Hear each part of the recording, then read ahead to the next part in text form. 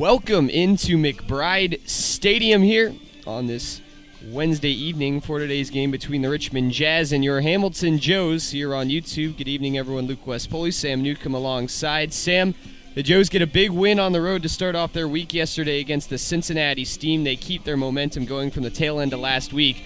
And now as the long week on the road continues, we'll see if they can keep that momentum up tonight.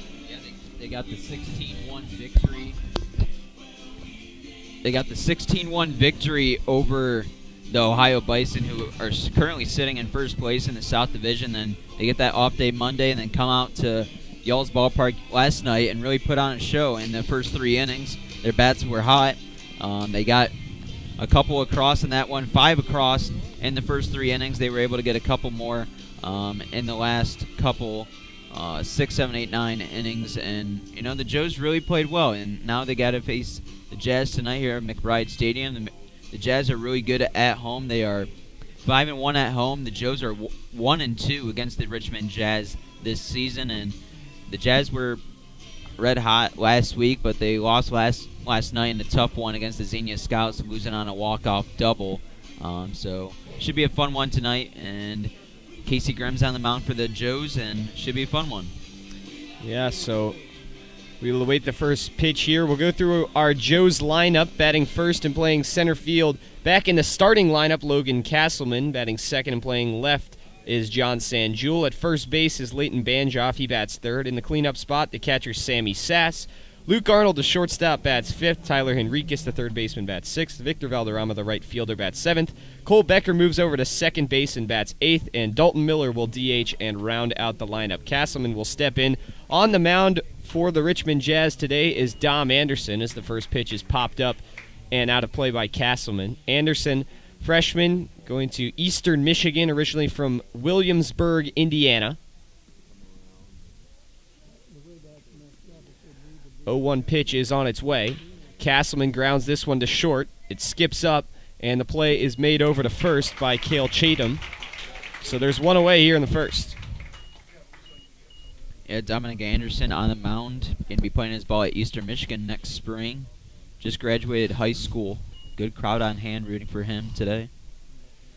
From nearby Williamsburg, Anderson has started 2 games, come in relief in 2 for 4 total appearances this year for the Jazz. He's pitched 11 innings, giving up 14 hits, 11 runs, 7 earned, walking 4, striking out 8 with a record of 1-2. He has an ERA of 5.72. He delivers a first pitch strike to John Sanjul, batting in the 2-hole today, playing left field.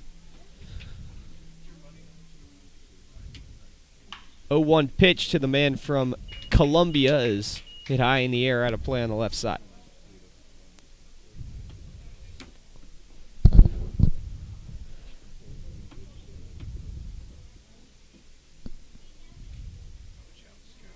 Here comes the 0-2, and it's up high for a ball.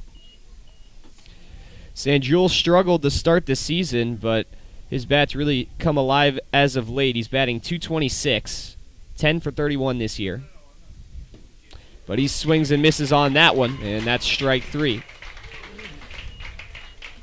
So he will head back to the dugout. There's 2 away here in the first inning, and that'll bring up Leighton Banjoff. Banjoff out of Nebraska, batting .278 on the season. Went 0 for 3 in yesterday's game against the Steam.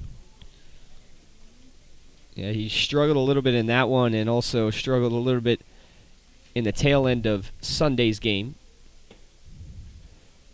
First pitch misses low for ball 1. It was at this ballpark when Ryan Finnerty came up to us in the press box and told us that Leighton Banjoff may be coming to the Joes. He slams this one over to the left side, but the catch is made by Bradley Fleenor, and that'll retire the side. So the Jazz go 1-2-3, quick inning in the top of the first, and we will head to the bottom. When we come back, 0-0 our score. You're listening to Hamilton Joes Baseball on YouTube. ADG Services is Hamilton and Fairfield's most trusted painting contractors, offering deck staining, sealing, and waterproofing, as well as drywall texturing and exterior and interior painting, as well as many other services. ADG Services is your way to go for all your painting needs. Visit them at 456 Sims Road in Fairfield or give them a call at 513-295-2767. ADG Services, a proud sponsor of the Hamilton Joes. All Wealth Federal Credit Union is committed to providing for you. Through convenient online banking, home and auto loans, saving accounts, checking accounts, credit cards, and more, All Wealth can provide for all of your banking needs. Located at 6 South 2nd Street in Hamilton, they can be found on the phone at 513-868-5881 or online at allwealth.org. All Wealth, supporting those who serve us. Butler County Mental Health and Addiction Recovery Services, in partnership with the community, is here to provide comprehensive recovery-oriented system of care and prevention. In addition, we continuously improve the quality of life of Butler County citizens through the support of addiction and mental health recovery services. Butler County Mental Health and Addiction Recovery, a proud sponsor of your Hamilton Joes.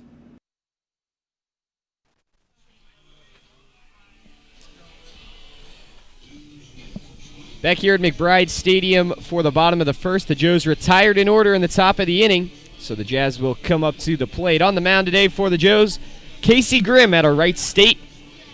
Started 2 games, pitched 3 total for the Joes, pitching 10 innings, giving up 8 hits, 3 runs, 2 earned, walking 2, and striking out 14 with an ERA of 1.80. Grimm has been part of a strong starting rotation for the Joes this year. Yeah, he came in to pitch against the Scouts last week when the game ended up getting postponed. He went 4 innings, gave up 3 earned runs, allowed 7 hits, and struck out 5. Yeah, that's probably been his toughest outing of the year. So he will come in to start this one. KJ Curry is the batter for the Jazz, senior out of Bowie, Maryland. Steps into the righty batter's box, and we will see our first offering from Casey Grimm. It's on the way, and it's in there for strike 1. Yeah, the Jazz lineup today, all 9 guys are batting at 140 average. This one hit and bounced over to second, and the play is made by Cole Becker. So Becker was moved from shortstop over to second. He had committed quite a few errors over there at short, so now the coaching staff moving him closer to first base, hoping he can make those plays in the field, and he does exactly that on the first batter of the inning.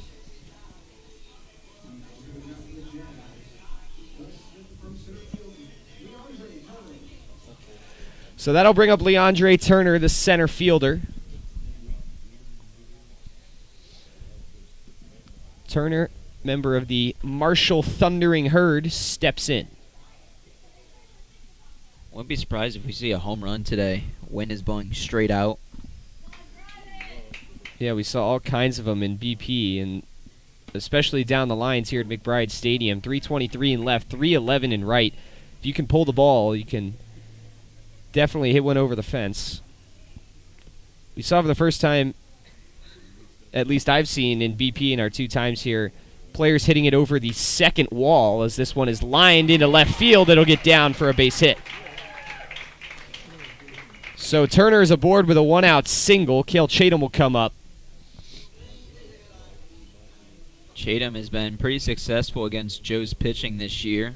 4 for 9 on the season against the Joes. Joe's pitching staff has the best ERA in the league at 3.12. They also have given up the least amount of earned runs. They've given up the second least amount of hits. Overall, the pitching has really been phenomenal this season for the Joes. Cale Chatham fouls this first one into the street for strike 1. Chatham is a .255 hitter, can pitch, can play the field, can hit too. The junior out of LaGrange College steps back in, batting from the lefty box. He has one of the 4 home runs from the Jazz this year. This one's hit hard over to short. Flip play is made by Arnold on to first. That's a 6-4-3 double play, and that will retire the side. So the Joes allow a base runner, but they're able to throw him out on the next play. It's a double play to end the inning, and Casey Grimm faces the minimum. So 3 batters up, on each side of the inning, and neither team able to score any runs. 0-0, we head to the second here from McBride Stadium.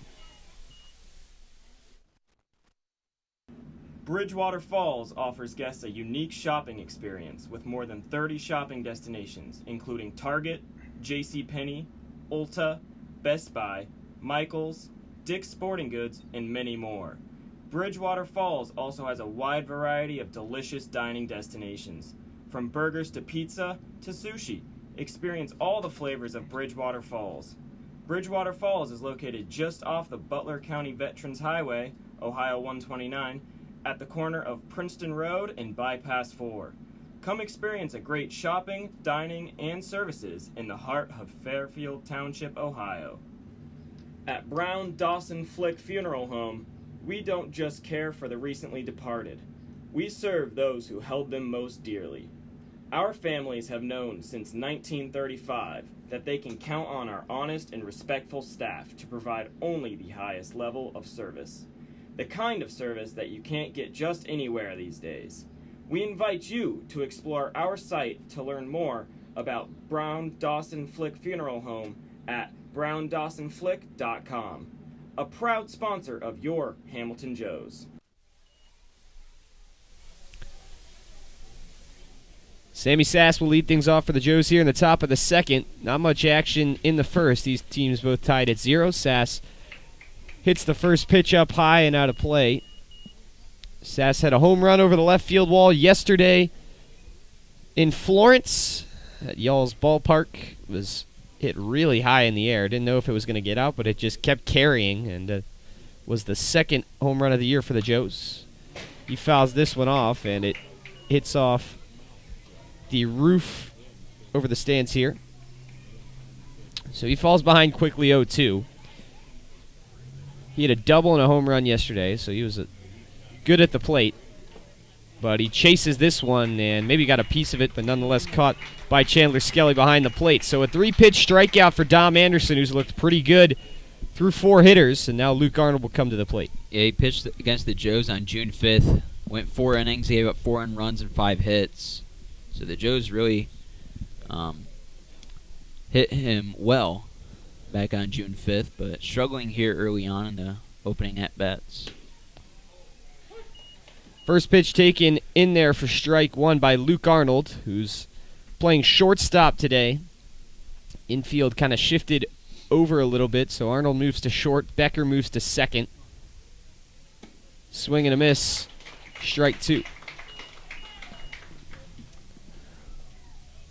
Luke Arnold's got some pop in his bat. He's certainly a guy that could potentially go deep today. But he's down in the count 0-2. He takes the 0-2 pitch up high, and it just misses for ball 1. Luke Arnold, third on the team, batting .293 this season, trailing only Harry Jackson and Garrett Staton. But he swings and misses at this one, and that's another strikeout for Dom Anderson, his third of the game. Yeah, the Joes just look flustered up there at the plate. We saw a hard hit ball from Banjoff in the first inning. He lined out right to the third baseman, Fleener. But other than that, the Joes have no answer early on against Dominic Anderson. Tyler Henriquez, the third baseman, comes in and swings and misses. Hefty swing there for strike 1.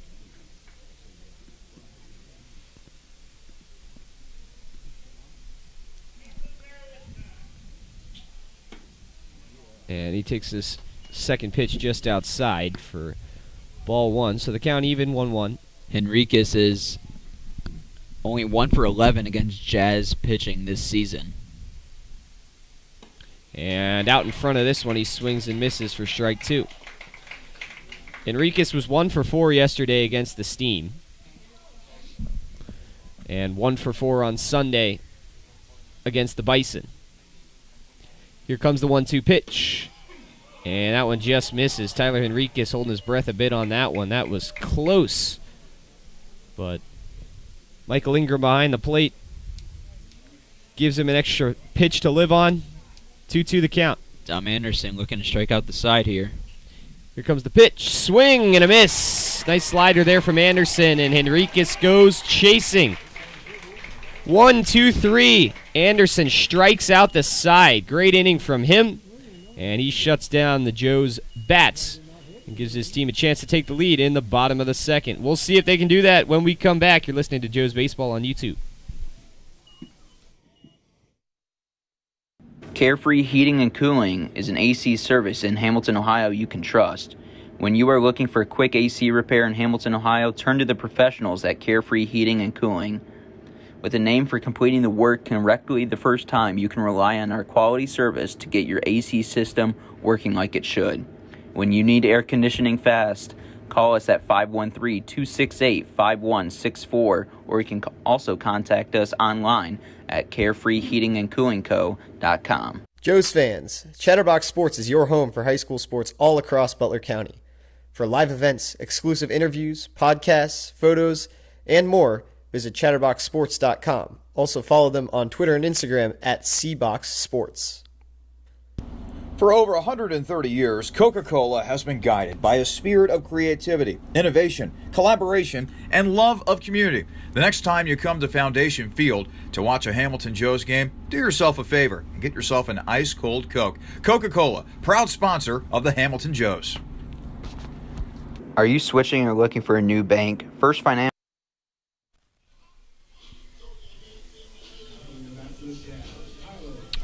The Joes bats struggle through 2 innings, and they're still searching for their first hit. Meanwhile, the Jazz got one in the last inning, but a 6-4-3 double play that was grounded into by Cale Chatham ended the inning.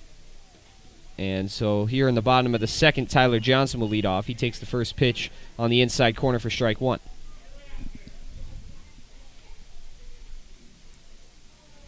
Jazz batting .242 as a team. This next pitch catches the outside corner for strike 2. There's a whole bunch of teams in the GLSCL crowded in the 240 to 250 range, as are the Joes. They're batting .259. Here comes the 0-2. Breaking ball misses down and away. Ball 1.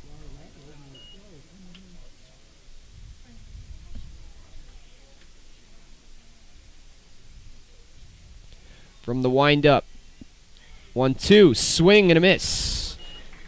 Nice curveball there from Casey Grimm. It dives into the dirt, and Tyler Johnson cannot track it down, so he heads back to the dugout. That's the first strikeout of the day for Casey Grimm, and Ben Huber comes up.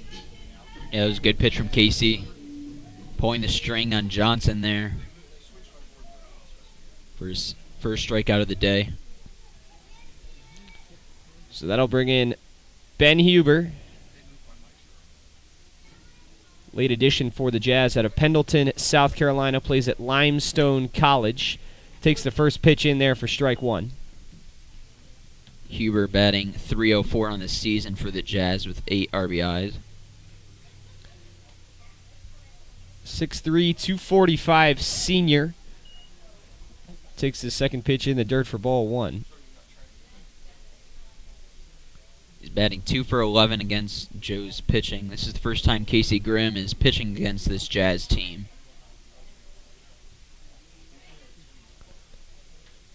One pitch, hit hard out into right center. Victor Valderrama comes in and dives to make the grab. Nice speed out there from Victor Valderrama in right, and he jumps out and makes the catch for out number 2 of the inning.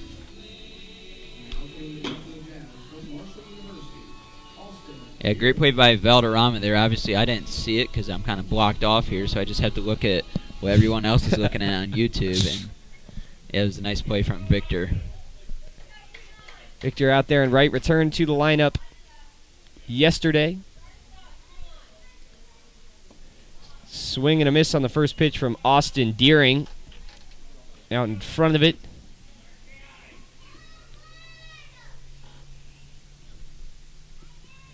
Oh, 1 pitch is hit hard and high in the air, way back. It is way gone. Austin Deering hits that one up into the trees in right. It's a 2-out solo shot here in the bottom of the second, and the Jazz have a 1-0 lead. Casey just hung a breaking ball right in the heart of the zone, and Deering made grim pay. Crushed that one and then had quite the bat flip. That one was a no-doubter. It was over the scoreboard out there and right. It's only 311 on the fence, but that one was probably carrying an extra 50 feet or so at least. So the Jazz have a lead, and now Gerald Buchanan grounds one up the first base side. Had no idea where the ball was. Didn't even run because he didn't think it was in play. His bat went flying, and the Joes are able to make the play for the out. That'll retire the side. But not before Austin Deering could send one deep out into right field and give the Jazz their first lead. A round tripper, and it's 1-0 after 2. We'll return with the top of the third here on Hamilton Joe's YouTube. Are you switching or looking for a new bank? First Financial Bank is the perfect fit because they put you first. Their 3 goals is to stay flexible to serve your needs, invest in the community financially and personally, and they tailor their services to your needs. First Financial Bank. When it comes to managing your money, they make it easy, fast, and secure. Come curious and leave inspired. The Fitton Center for Creative Arts isn't just a building, it's an experience. We are a nonprofit community arts organization that has been a part of the Hamilton community for over 20 years. Visit us soon to see what we have to offer. Learn something new in one of our art classes or workshops that are open to students of all ages. Be enthralled by extraordinary musicians, actors, and dancers at one of our live performances. Stroll through our remarkable art galleries or reserve one of our diverse venues for your special event. Become a part of the Fitton Center and redefine the way you experience the arts in Hamilton. Kettering Health Hamilton at Fort Hamilton Hospital, founded in 1929, is dedicated to providing Butler County with community-focused health care. With skilled specialists and cutting-edge technology, they feature advanced wound care, emergency care with a Level 3 trauma center, heart and vascular care, maternity care, and orthopedics and joint replacement. Visit them at 630 Eaton Avenue in Hamilton or give them a call at 513-867-2000 for all of your healthcare needs.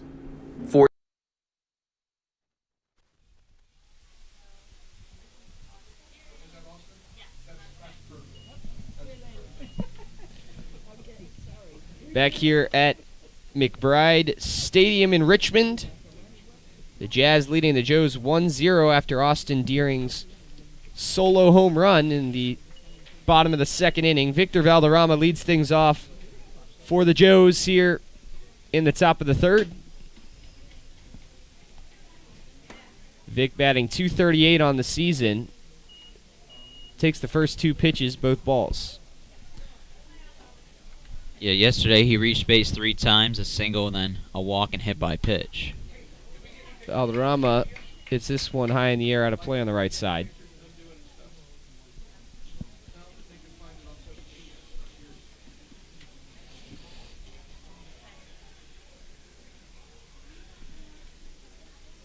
Two-one pitch. This one's hit hard out into deep right field, and backtracking and making the play at the warning track was Gerald Buchanan.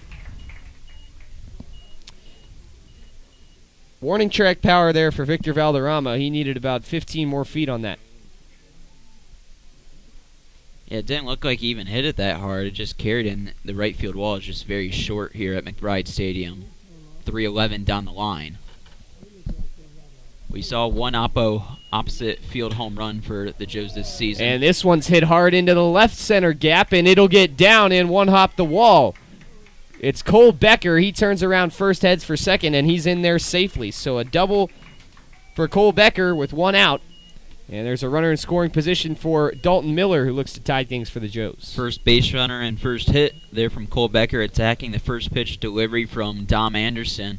Splits the gap, and now Dalton Miller has an opportunity to tie this game at 1 if he can get a base hit here. So Miller steps in, and we'll await the first pitch from Dom Anderson. Great high school career out of Hagerstown High School. Conference Player of the Year and County Player of the Year. Will head to Ypsilanti next year to play for Eastern Michigan.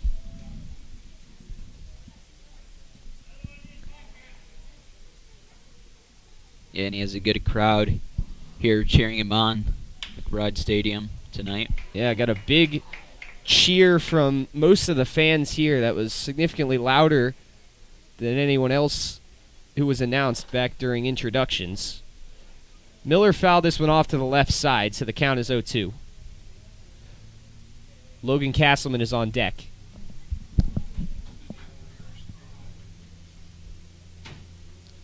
O2 pitch, lined into left field. It's down for a base hit. Becker rounding third, heading for home. There's going to be no play there. Miller's going to have to stay over at first, but it's an RBI single, and we are tied.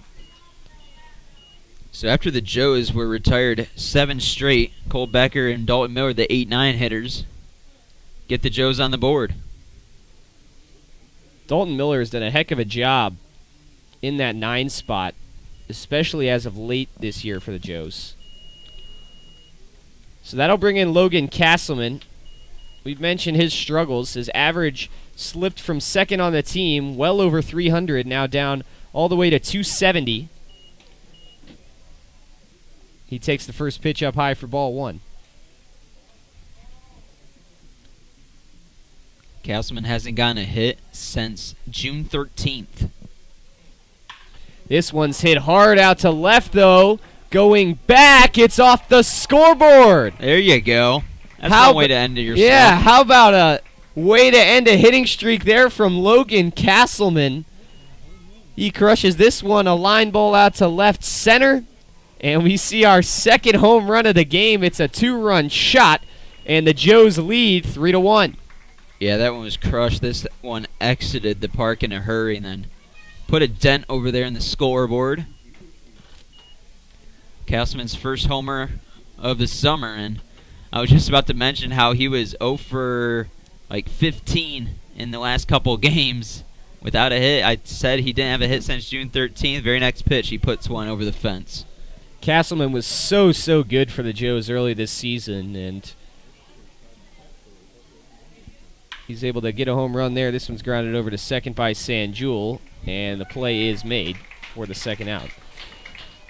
Ryan Finnerty was talking about Castleman and just said he's never seen a player like him before who can just score runs no matter what. He said he can go to the plate, have a horrible at-bat, somehow end up walking, and then he'll end up coming around to score. Castleman has scored 19 runs. That is first by a long shot for the Joes this year. He was leading in the GLSCO in runs for quite some time. Not sure if he still leads. Breaking ball misses for Leighton Banjoff. You just wonder if that home run there, starts something special for the rest of the season for Castleman after a little slump early on. We interviewed Castleman on the Joe Cast after week 1. He was dominant at the plate. And then, obviously, the suspension happened, and then some shoulder soreness sidelined him as this one's lined into the gap by Leighton Banjoff. He's going to round first, head to second. And Leandre Turner struggled to pick that one up in center, so that'll allow Banjoff to reach standing up. The pool noodle waving around in the Joes dugout. And there's a runner in scoring position with 2 outs. So the Joes were retired in their first 7 at-bats, but since then they've been barreling up the baseball and have really hit the ball well off Dom Anderson. That is now the 4th hit of the inning. 3rd extra base hit for the Joes. Now we've seen 2 doubles from Becker and Banjoff, and then Castleman with the home run, Dalton Miller with the RBI single. And their lead is 3-1. Certainly a better start than what we saw last time we were here at the field. This one's hit high in the air by Sammy Sass, but it's going to be in shallow right. So Gerald Buchanan will come in and make the catch to retire the side and stop the bleeding. The Joes not only tie it up, they take the lead thanks to Logan Castleman's shot into the left center scoreboard. The score is 3-1, and they will try to protect that as they head into the bottom of the 3rd. You're listening to Joe's Baseball on YouTube. 4-Star Mechanical is your one-stop shop for all things heating, ventilation, air conditioning, and refrigeration. With over 100 combined years of industry-specific experience, they're equipped with the design and job site knowledge to complete every project from concept to routine maintenance. Call them at 513-737-1008. If you're looking for an industry leader in all things related to windows and doors, look no further than L.E. Schofield Window and Door Co. With over 7 decades of experience in providing window and door repair and replacement services, as well as glass, screens, and other products, you can count on them to get the job done right the first time around. Call them today at 513-863-8932. Woman-owned and family-operated, M&G Body Shop has a honest and dependable staff that has over 30 years of experience bringing cars back to life. M&G Body Shop can get your car back safely on the road, providing a wide variety of services including bodywork, frame adjustment, painting, total loss evaluation, window and glass repair, collision repair, alignment, insurance claim reports, and paintless dent repair, and more. Visit M&G Body Shop at 12018 Hamilton Avenue in Cincinnati, or call them up at 513-851-9056.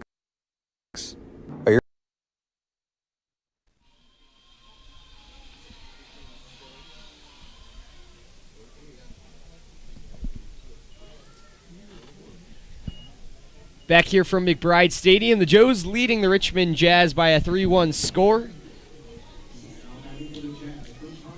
And we will start the bottom of the third. Luke West, Pulley, Sam Newcomb alongside. Just over 70 degrees here. Wind blowing straight out to center field. Good weather for baseball. We saw great weather yesterday in Florence as well. It's not too hot as we start to move into the late goings of June.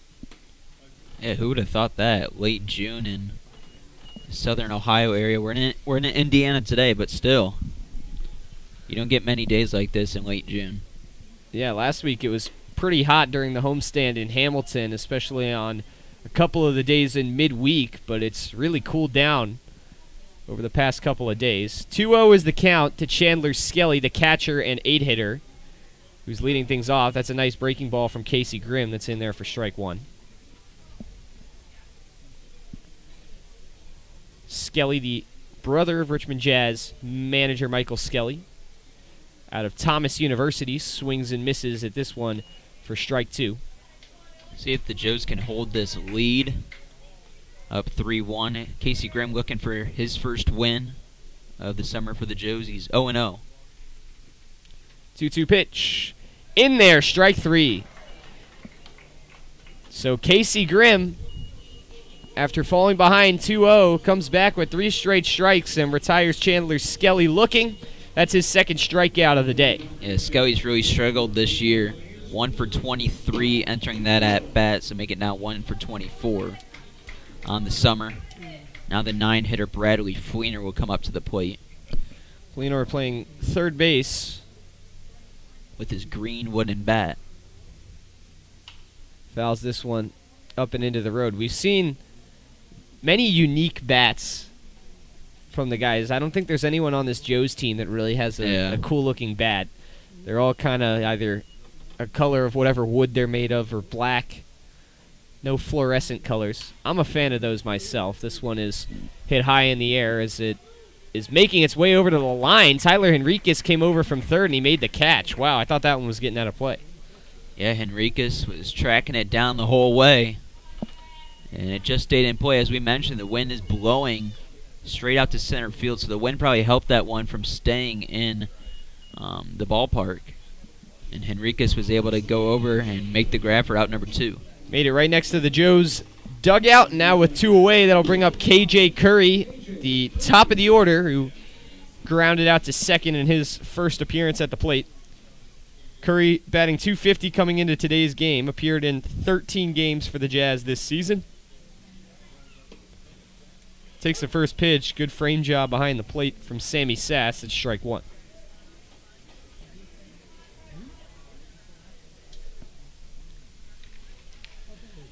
High kick, 0-1 offering, and that one misses away for ball one. I'm pretty sure this is the first time Sammy Sass is catching Casey Grimm this summer. Evan Ulrich had taken over most of the catching duties, but Sass, as of late, has been the guy behind the dish for the Joes. 1-1 inside. And so the count is 2-1. Yeah, so as we've already mentioned, Sammy Sass, first team All-Horizon League, was an all-region selection for the East Region in Division I this year. Had a great year with Wright State, but exclusively DH'd for the Raiders. And so the coaching staff wanted to see him get some more time this summer behind the plate, so that's where the Joes are putting him. 3-1 is the count to KJ Curry. The pitch in there, strike 2, so the count is full. If I'm Casey here, I go right back to that fastball. Here comes the payoff pitch, high kick and delivery, and it dives into the dirt. So KJ Curry aboard with a 2-out walk.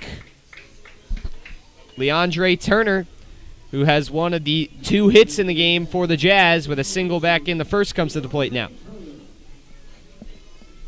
Let's see if KJ Curry will be trying to move over to second on the pitch.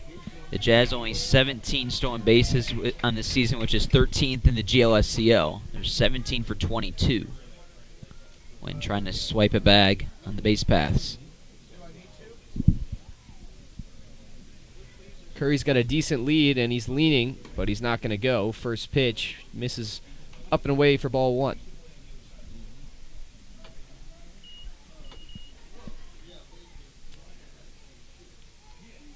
From the stretch, the pitch.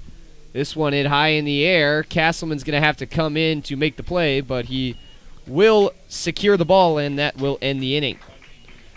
So no runs for the Jazz in the bottom of the third. And after 3 innings, the Joes take the lead. It's 3-1 here from McBride Stadium in Richmond. Stay tuned for the 4th. You're listening to Hamilton Joes Baseball on YouTube. Your clothes still dirty after going through the wash? Is your fridge failing to keep things cold? Pay Appliance Service offers superior home appliance repair in Hamilton, Ohio, so you can get on with your day-to-day activities. They are a family-owned company offering fast and reliable appliance repairs.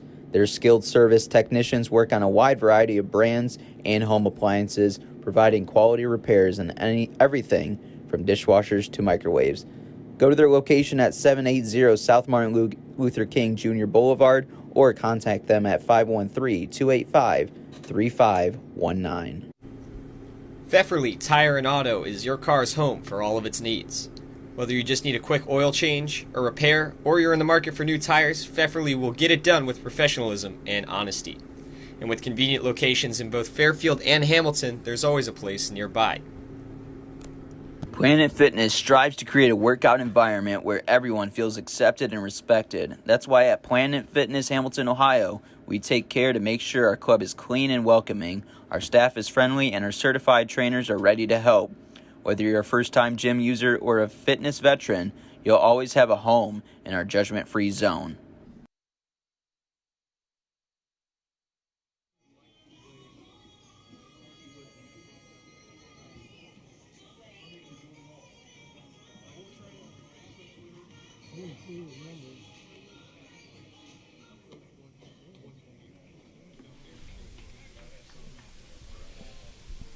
We return here to McBride Stadium. The Joes hold a 3-1 lead after the bats got going in the top of the 3rd inning. We're here in the 4th. Luke Arnold leads it off, grounds this one over to 3rd. It hops foul. Arnold struck out swinging in the middle of that 2nd inning, in which Dom Anderson struck out the side. Anderson struggled, though, back in that 3rd. Gave up 4 hits, including a home run from Logan Castleman and 2 doubles. 0-1 pitch is in the dirt. We haven't seen it come into play yet, but here at McBride Stadium, the backstop is very far away from home plate.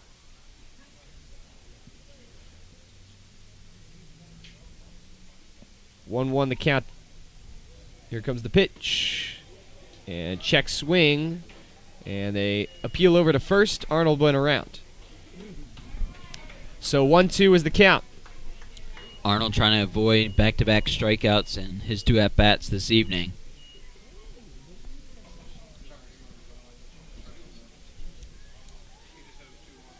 Here comes the 1-2, swing and a miss. Nice pitch there from Anderson. Arnold goes fishing, and he's not going to get a bat on it, so the first batter of the inning is retired. Tyler Henriquez comes in now. I haven't mentioned it much, but Henriquez is the lone Canadian on the roster. Plays at Ball State, originally from Waterloo, Ontario. One of now 3 Joes players to hit a home run. He was the first one. And he was the only one prior to last night, but now 2 in the last 2 days for the Joes. He watched the first pitch go by for strike 1. Second one on the way. He's going to poke this one right at the shortstop. That's Cale Chatham, and that's out number 2.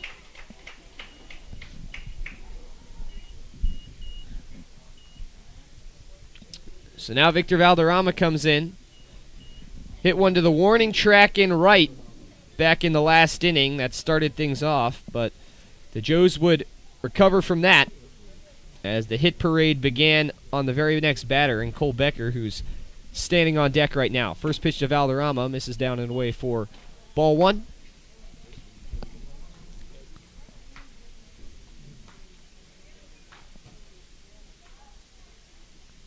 The 1-0 offering is also down and away in the dirt for ball 2. The Joes have really barreled up Dom Anderson in the last 2 innings. They struggled through the first 2 innings of today's game, but it seems like they've figured him out a little bit. Good breaking ball in there on the top of the zone for strike 1. Victor Valderrama, after a 9-day hiatus due to injury, was 1 for 2 yesterday with a walk and a hit by pitch. He takes this next one up high, ahead in the count now 3-1.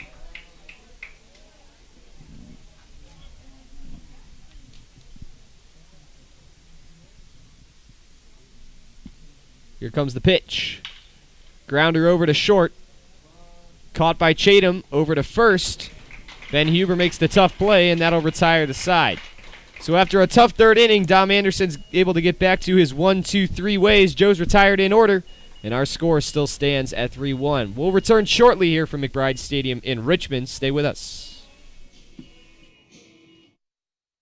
Queen City Hospice is your local, independently owned and operated center that is dedicated to providing patient-centered care and support to residents of the greater Cincinnati area in whatever place they call home. We understand that our staff is the most important aspect of our organization, and that is why we hire only the most qualified and compassionate individuals in the industry. This is why our care is second to none. Get ready, Joes fans. Raising Cane's is coming to Hamilton. Opening June 29th at 1479 Main Street, you can enjoy the world-famous flavor of Raising Cane's chicken fingers. Can't wait? Head down to Fairfield, where there's a Cane's located at 5120 Dixie Highway that can satisfy all your cravings right now. Raising Cane's is a proud sponsor of the Hamilton Joes. Hungry Joes fans, stop by Richard's Pizza before, during, or after the Hamilton Joes game. Order a pizza that was voted #1 best pizza in Butler County, or order one of their famous Italian steak sandwiches at Richard's Pizza, located on 417 Main Street. You can order online or stop by Richard's Pizza for your next delicious meal. The Robinson Fence Company of Hamilton has been serving the community for over 27 years. Receiving an A+ rating from the Better Business Bureau, they have been the Hamilton's top choice for gating and fencing needs. Give them a visit at 1635 Howell Avenue in Hamilton, or give them a call at 513-867-0080.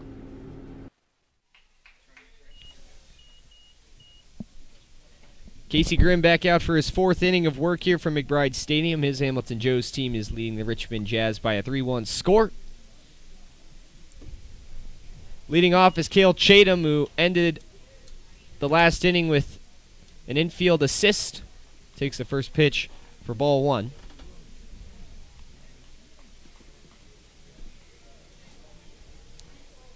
And now the 1-0 catches the outside corner for strike 1. So Cale Chatham appeared in 13 games for the Jazz this year. Listed as a pitcher, but playing shortstop today. This one gets by Sammy Sass, so now the count is 2-1.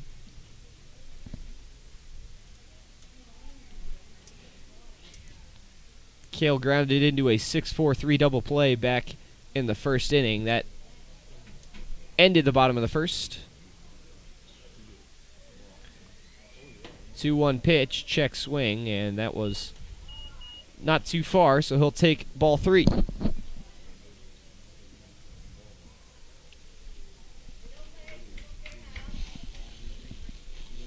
High leg kick, the 3-1. Hit well out into left field. It'll get down for a base hit.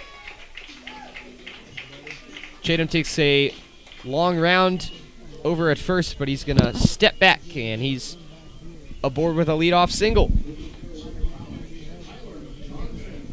So now that'll bring up Tyler Johnson.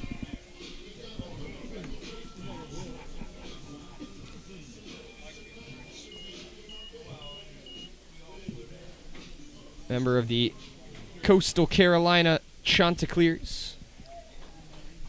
National champions back in 2016. This first pitch is skied out to left field. Going back at the wall. It's out of here. Tyler Johnson takes the first pitch deep to left. It's our 3rd home run of the affair. And the Jazz tie it up at 3. Balls are flying at McBride Stadium today. It has been a hitter's day. Extra base hits galore and 3 home runs. So the Jazz tied up at 3 after the leadoff single from Cale Chatham and the home run from Tyler Johnson. Ben Huber will come to the plate now. And Huber is batting .304 this season. One of the top hitters for the Jazz is batting in the 5 spot today. Takes first pitch for strike 1. That was Tyler Johnson's 3rd home run for the Jazz this summer. 0-1 pitch, breaking ball just misses. So the count even 1-1. Balls have really been carrying today. We've seen a number of hits deep, of course, the home runs, but also just some hits to the deep outfield. 2-1 is the count to Ben Huber, the first baseman. The pitch from Casey Grimm. This one is hit out of play on the right side.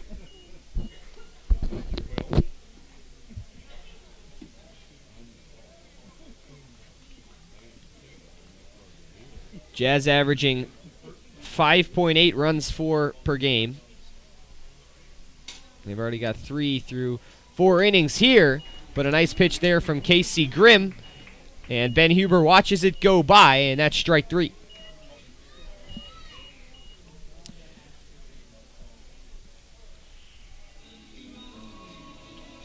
Third strikeout of the day for Casey Grimm, and now Austin Deering will stand in. The home run back in the second in his first attempt at it. Bases cleared, 1 away. Here comes the first pitch from Grimm. Fastball in there for strike 1.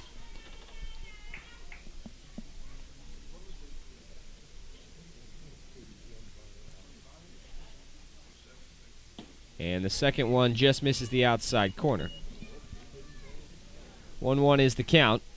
Austin Deering, one of 2 players on this roster for the Jazz from Marshall in West Virginia. He is a West Virginia native out of Hurricane. 2-1 is the count.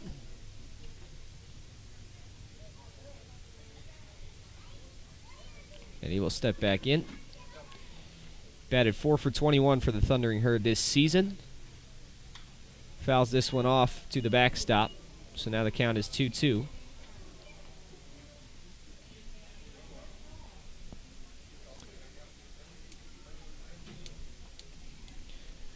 So Casey Grimm's ERA is probably going to take a bit of a hit after this one. We'll see how deep the coaching staff lets him go into this game. This one's grounded up the third base side foul.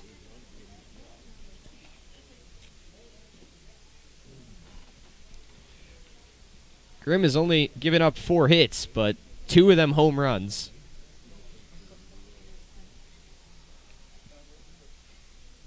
And so he will set now for the 2-2 and deal. And that one just misses, so now we will get a full count.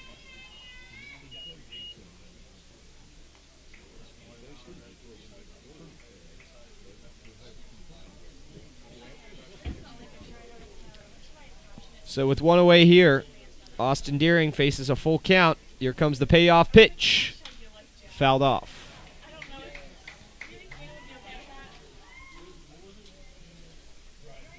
We'll try again at 3-2. Casey Grimm steps back on the mound. 3-2 fouled off again. Austin Deering staying alive at the plate. And Michael Ingram asking for more baseballs. They've hit a lot out.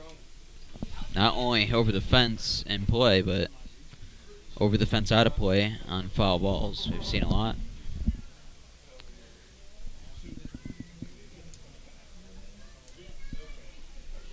Here comes the 3-2 pitch, and what do you know? Another foul ball. Into the street it goes.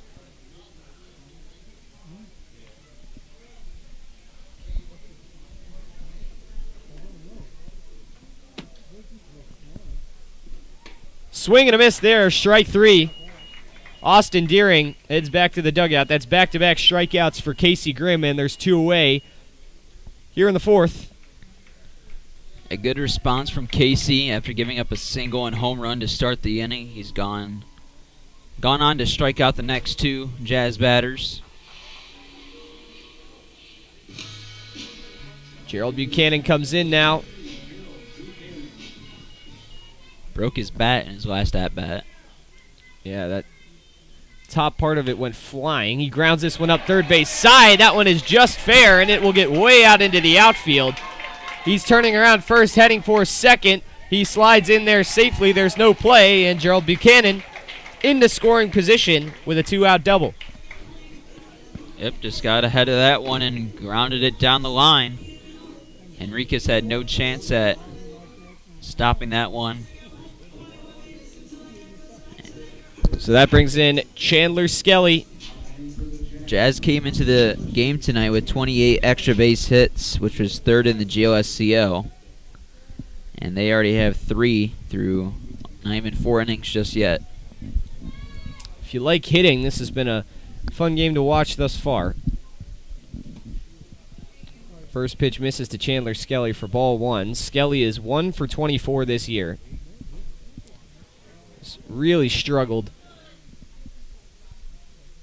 Has appeared in 9 games at catcher for the Jazz. Pitch there from Casey Grimm, inside corner for strike 1. Riley Fleenor, the 9-hitter, is on deck. A single could potentially give the Jazz the lead. Here comes the 1-1 pitch. Hit up in the air. Sammy Sass is going to chase after it behind the plate, and he will make the grab. And that will retire the side here in the 4th. So we see another home run. This time it comes from the bat of Tyler Johnson. It's a 2-run bomb, and it ties up this game at 3. We head to the 5th. Stay tuned. This is Hamilton Joe's Baseball on YouTube. At Smoothie King Fairfield, we believe in helping each guest meet their health and fitness goals. That's why our ingredients are chosen carefully, and every one of our blends is crafted purposefully so you can rule the day. We can find the perfect blend for you with whole non-GMO fruits, organic veggies, and no artificial colors, flavors, or preservatives. We're ready to serve you a healthy meal on the go with contactless pickup and delivery options. Visit us at 8744 Michael Lane in Fairfield, Ohio, or give us a call at 513-829-0824. Smoothie King, smoothies with a purpose.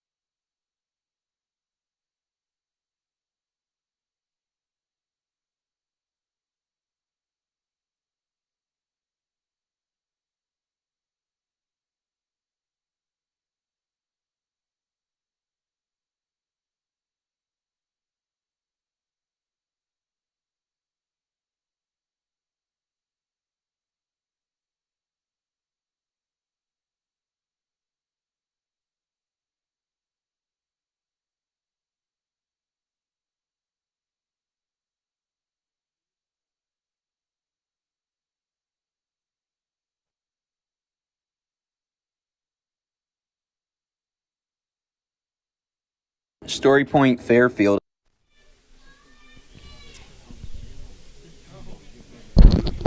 Cole Becker will lead things off for the Joes here in the 5th. They had a 2-run lead going into the bottom of the last inning, but our game is now tied after Tyler Johnson hit one over the fence here at McBride Stadium, the 3rd home run of today's game. Cole Becker started the rally for the Joes in that 3-run third. He doubled and then came around to score off the RBI single from Dalton Miller. And he's out in front of this one. He swings and misses for strike 1. So Becker, batting 200, hits this one high in the air towards right, but it looks like it's going to be right at Gerald Buchanan. That's exactly where it is. And so that is out number 1. If Dalton Miller's going to hit one out this season, this would be the perfect opportunity in today's game. With the wind blowing straight out, 323 down the line, left field line. We saw the home run in the last inning from Tyler Johnson, which didn't appear like it was hit very hard, but it just kept carrying and carrying with that wind. Yeah, I talked to Dalton Miller earlier in the year. He's hit a lot of home runs in batting practice. He said all he wants is just to get a fastball up there. He doesn't get fastballs pitched to him very often. He said he can really get a hold of one when it gets offered to him, but he hasn't really seen many of those yet this year. Miller had a single, came around to score back in the 3rd. He's in a fastball count right here, 2-0. Here comes the pitch. It wasn't even a fastball. It was a breaking ball that dove into the dirt, so now the count's 3-0. You got to imagine he's going to get a red light here from Tyler Thaman, but you never know.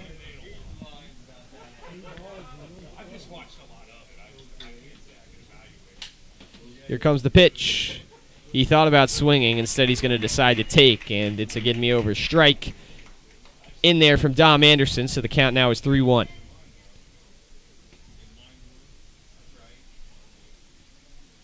Anderson shook off one pitch and now deals. Swing and a miss from Miller.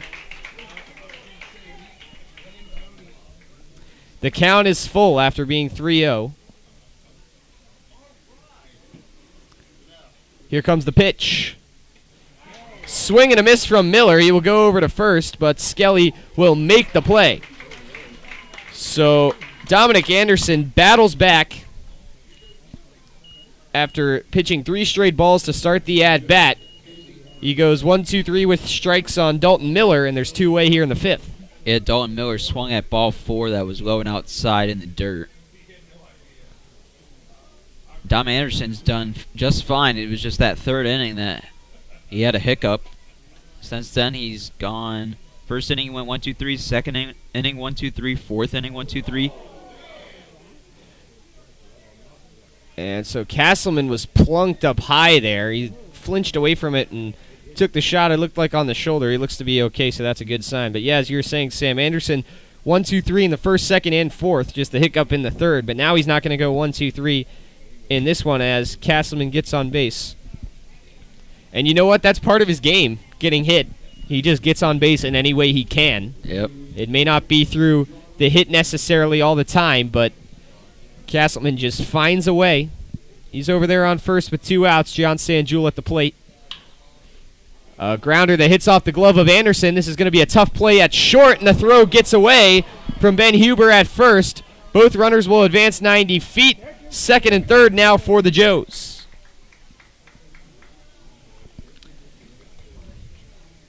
I believe that's going to be ruled an error.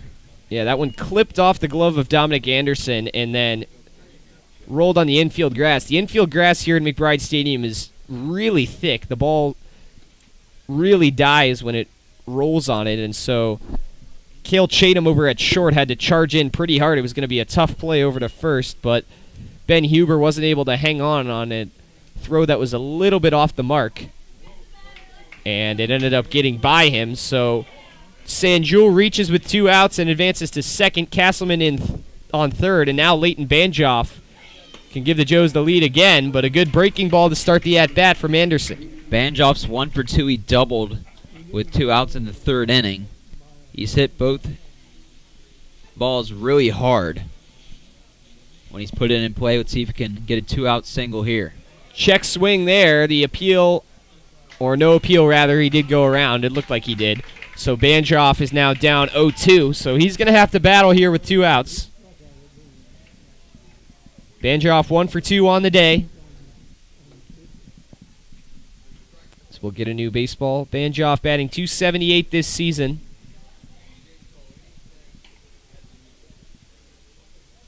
He has hit 5 singles, 1 double, and 2 triples in 5 games for the Joes.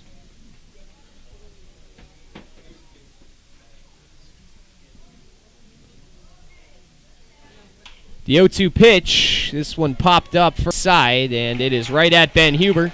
That'll retire the side. So the Joes are able to get 2 in scoring position on a bit of a 2-out rally, but that's where they will stay. Runners on second and third. Joes don't push any across in the top of the 5th. We head to the bottom of the inning, still tied 3-3. Story Point Fairfield isn't just a place to reside. It's a place for residents to truly shine every day. Offering a diverse range of senior living services, our community is designed to suit all resident lifestyles, from highly independent seniors to those who may require day-to-day assistance. Every resident becomes a member of our community. We strive to make sure each moment of each day is something to remember. Whether you need one surface for multiple sports or a sports-specific field build, the Motts Group is here to help. Their experience ranges from professional sports clubs to educational institutions to community complexes, fueling teams with consistent, safe, and reliable fields. Contact them at 513-548-3622 to get your new turf field. Tri-Health Orthopedics and Sports Medicine is safe and ready for you. Have an injury of some sort? Stop by Tri-Health Orthopedics and Sports Medicine, located on 3035 Hamilton Mason Road. The physicians and specialists at the Tri-Health Orthopedic and Sports Institute provide a full range of orthopedic care to ensure you don't miss out on a single moment on or off the field. Joe's fans, in need of insurance, United Heartland Insurance Agency has your back. A consolidation of a number of family-owned independent insurance agencies dating back to 1872. For years, they have been protecting the assets of their clients by offering comprehensive and competitive business, personal, and life insurance products. Visit their Hamilton office at 185 North Brookwood Avenue in Hamilton, or give them a call at 513-896-5555.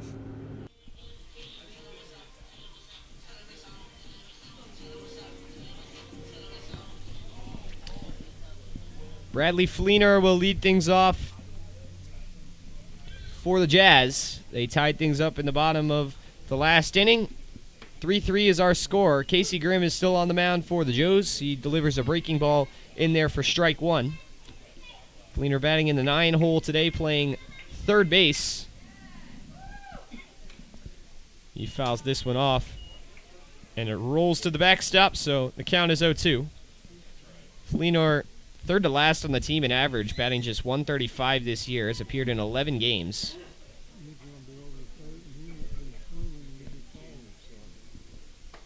Swing and a miss. So a 3-pitch strikeout for Casey Grimm to start the inning. And that'll bring up the top of the order. So KJ Curry is back. He walked in his last time up and was stranded over at first. So he will step in now 0 for 1, grounded out to second to lead off the game back in the first inning. Or lead off the hitting for the Jazz, rather.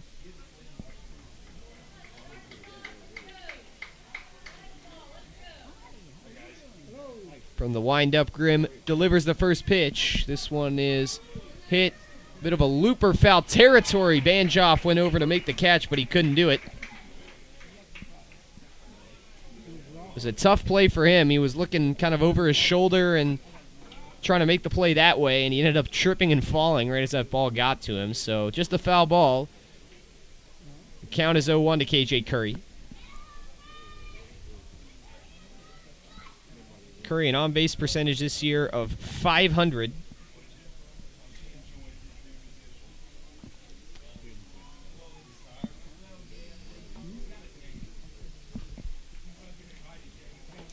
Here comes the 0-1 pitch. In there, strike 2. Casey Grimm retired Bradley Fleener in the last at-bat on 3 pitches. We'll see if he can do it to KJ Curry right here. Here comes the 0-2.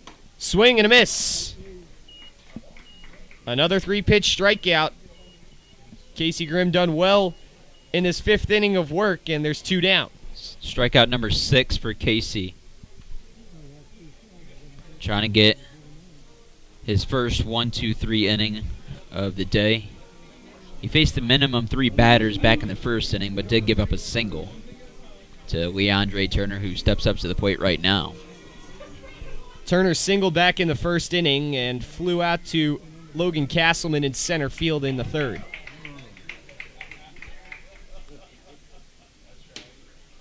First pitch misses up high for ball 1.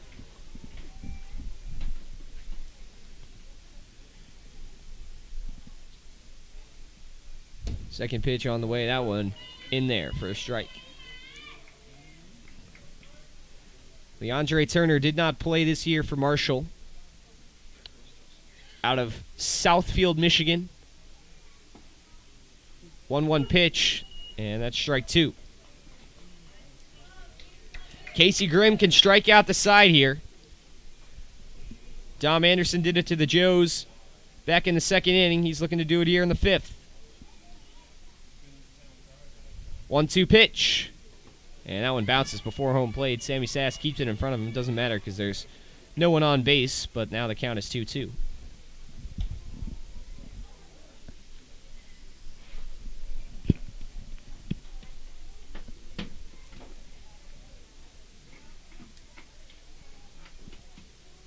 Grimm waits and now deals.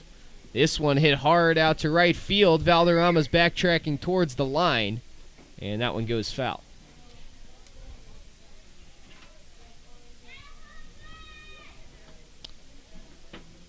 So the count remains 2-2 here to Leandre Turner.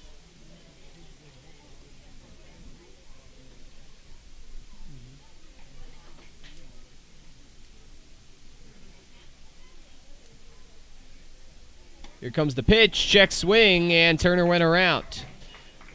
Casey Grimm strikes out the side, looking strong in the 5th. So that'll end the inning. We go to the 6th. Our game's still tied at 3. Get ready for the last 4 innings. Should be a good one here. From McBride Stadium in Richmond, you're listening to Hamilton Joe's Baseball on YouTube.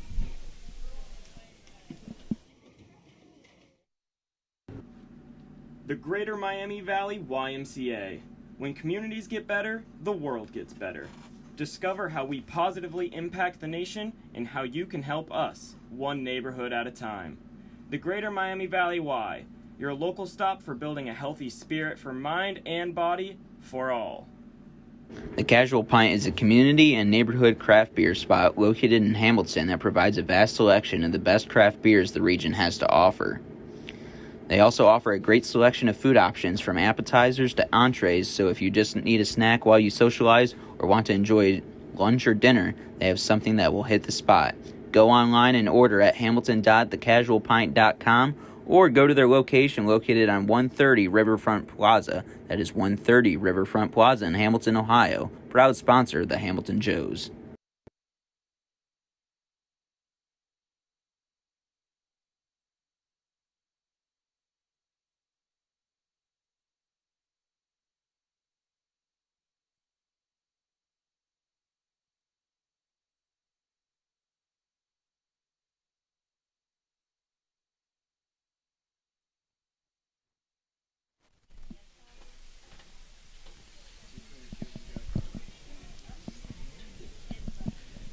Dom Anderson back for the 6th. We're tied up at 3 here from McBride Stadium. Good crowd on hand as this one is hit through into left field by Sammy Sass with the leadoff single.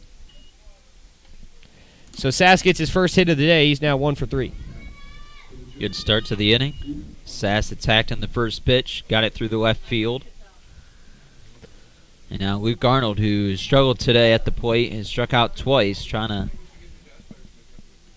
get a piece of the ball here in this at-bat.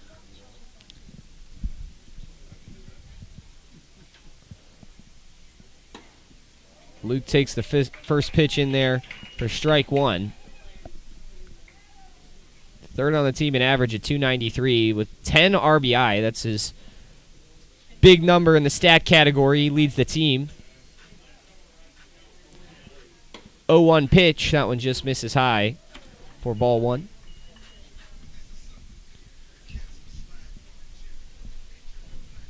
One is the count.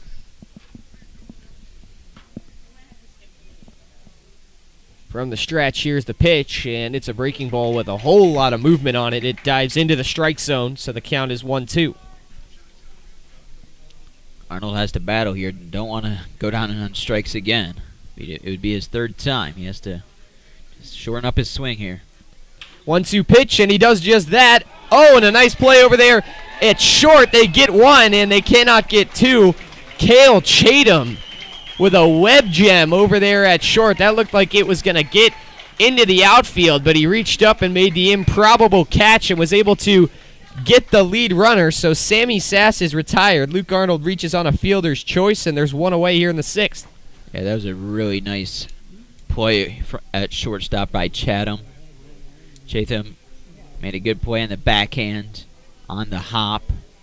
Played it perfectly, and they were able to get the lead runner, Sass, as he was trying to get to second. So Arnold reaches on the fielder's choice here with one out. This one's hit hard by Tyler Henriquez out to right field, but Gerald Buchanan will make the catch. So there's two away. Going back to that last play, Chatham not only made the play, but after he made it, the momentum of it took him to the ground, and he was still able to get the throw off over to second, which got Sammy Sass. They tried to go over to first to get the double play, but obviously they had been delayed so much at that point that Luke Arnold was in well in time, but still a fantastic play over there at short to get the lead runner, and now there's two away. Victor Valderrama at the plate, 0 for 2. The 5, 6, 7 hitters are 0 for 8 today for the Joes in the lineup. Yeah, and the 8-9 are 2 for 4, and they've both scored runs. So this is the part of the order that has struggled for the Joes. Arnold, Henriquez, Valderrama, all hitless in today's game. The check on the runner over at first is not in time.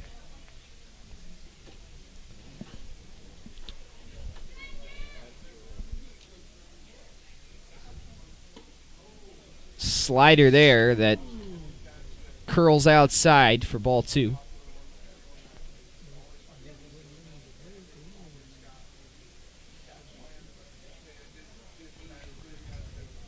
Victor Valderrama. Rutgers Scarlet Knight lines this one into right field. It's down for a base hit. Luke Arnold will hold up at second. But now there's a runner in scoring position for the Joes, and Cole Becker, who hit a double back in the third inning, is coming to the plate.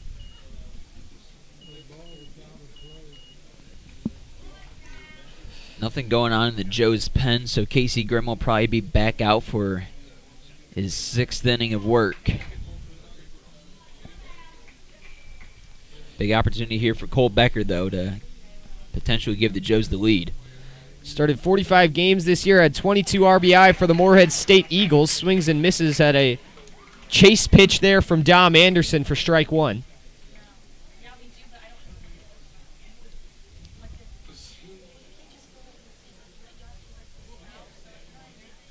Becker's got 3 RBI this season for the Joes. He takes a breaking ball in there for strike two.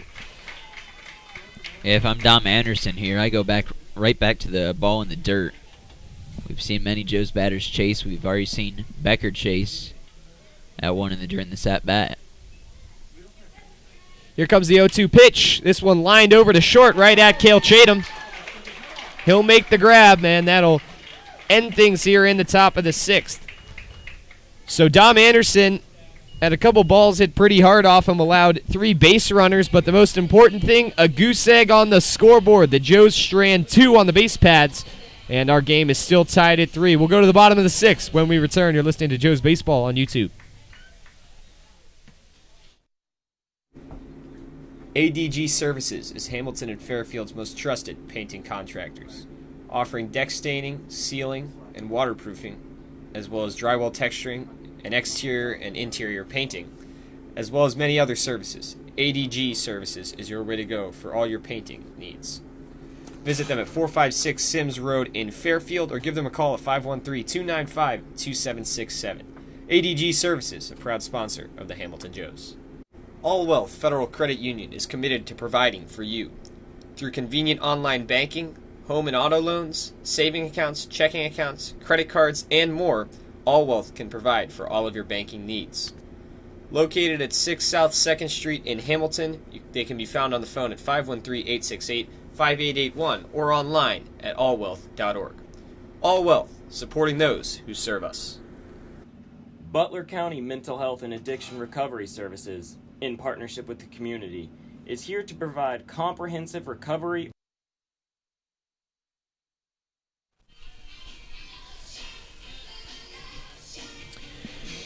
Luke Westpoy, Sam Newcomb alongside here from McBride Stadium in Richmond, Indiana. A historic field, former home of the Richmond Roosters of the Frontier League.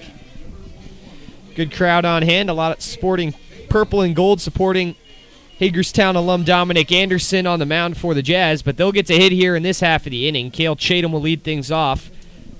Had a pretty good last inning, I'd say. Made a nice play at short to retire the lead runner and then ended things by catching a line out, and he smokes one up the middle. That's into center field for a base hit off the first pitch. Cale Chatham wastes no time. He's aboard with a leadoff single. Chatham's second single of the evening, and now Tyler Johnson comes up to the plate. He hit a home run, his third of the summer, in his last at-bat over the left field fence going opposite field. It was in this exact situation. He was the second batter of the inning. Cale Chatham singled, and on the next pitch, he hit that one out. So Casey Grimm will come set and deliver the first pitch. Swing and a miss there from Johnson.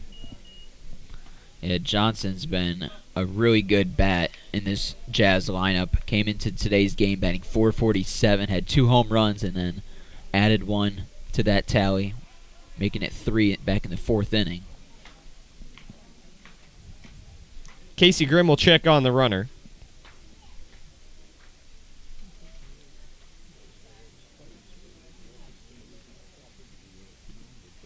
Oh, 1 pitch is fouled to the backstop by Johnson.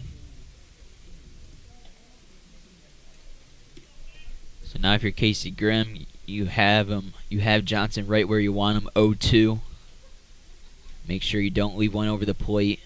Probably a waste pitch coming here. Try to get Johnson to chase out of the zone. Here comes the 0-2, and this one's up high. That's good location. A lot of guys swing at that high cheese, but Johnson holds put. Johnson transferred to Coastal Carolina from Bentonville, Arkansas. Transferred from Eastern Oklahoma State. Swings and misses at this one from Casey Grimm. He gets back to his strikeouts that were working for him in the 5th. That's the first out of the inning. Yeah, they went right back to that high cheese. And Casey Grimm just overpowering Johnson there, throwing a fastball right by him for the first out. As Grimm's 7th strikeout of the night, or 8 actually, of the day. So let's see if Grimm can maybe get to double digits. Not sure if he'll be back for his 7th inning, but the way things are going now, wouldn't be surprised if he does. No one's in the pen for the Joes, so. Yeah, since that 4th inning, he's struck out the side. Giving up a single here, but also a strikeout. His strikeout total was only 2 through 3 innings, but now 8 through 5 1/3. The batter is Ben Huber. He fouled off the first pitch and takes the second one for a ball. So the count is 1-1. Huber is 0 for 2 on the day. Struck out looking in his last at-bat. And Grimm will check back on the runner. Cale Chatham gets in there, standing up. Ben Huber's 2 for 13 against Joe's pitching this season. He pops this one up. It will land on top of the roof here at McBride Stadium.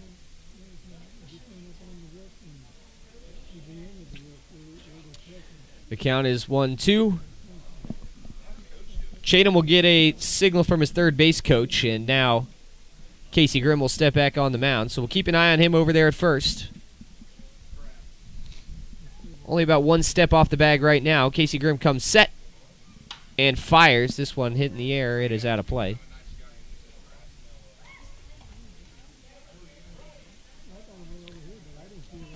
The count is still 1-2 to Ben Huber.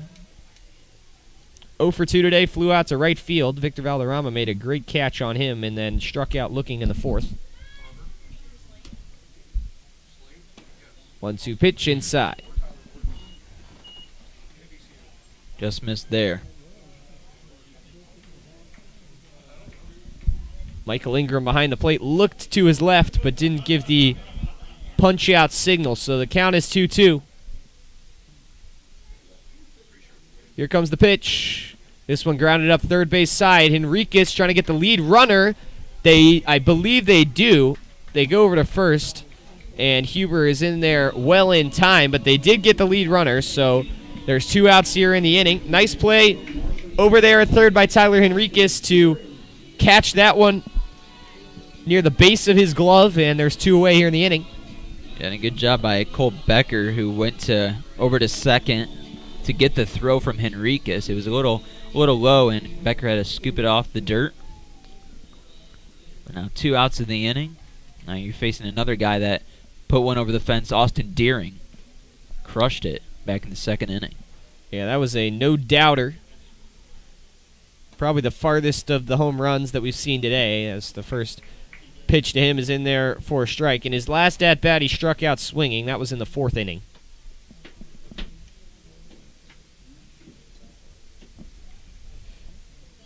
Grimm with a high leg kick delivers a fastball on the outside corner for strike 2.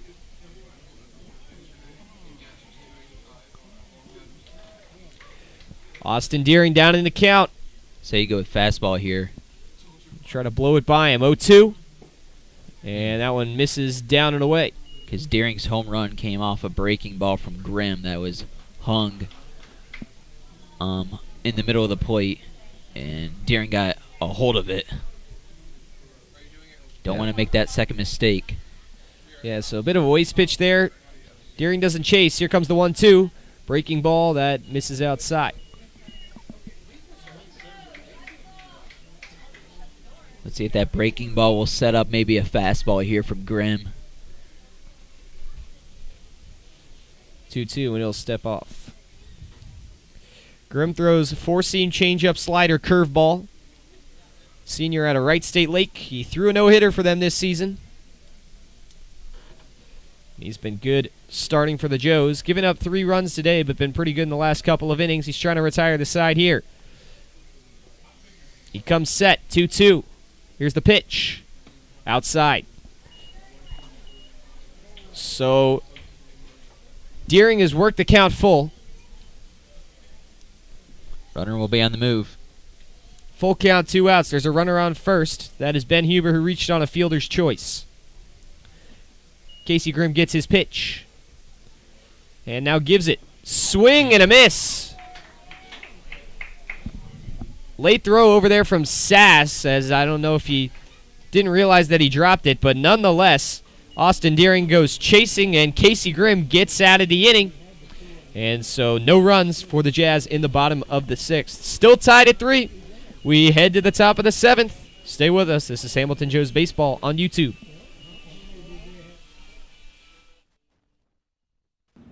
Butler County Mental Health and Addiction Recovery Services, in partnership with the community, is here to provide comprehensive recovery-oriented system of care and prevention.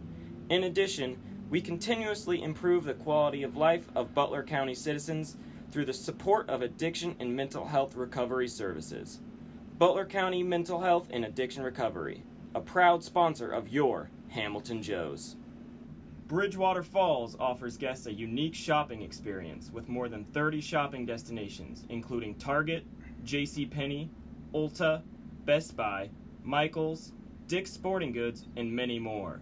Bridgewater Falls also has a wide variety of delicious dining destinations. From burgers to pizza to sushi, experience all the flavors of Bridgewater Falls.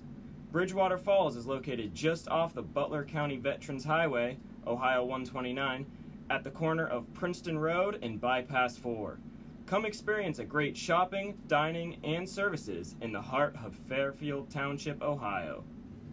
At Brown Dawson Flick Funeral Home, we don't just care for the recently departed.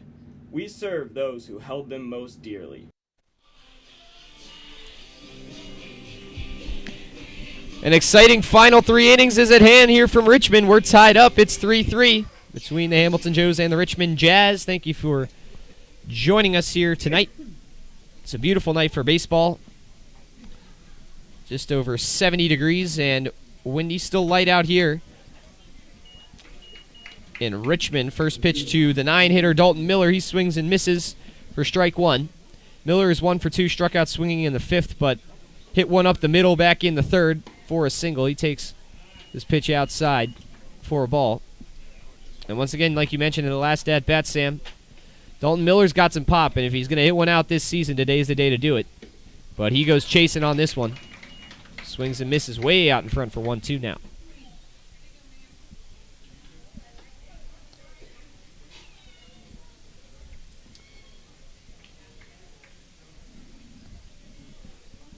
Anderson took a long pause, and now Dalton Miller will step out.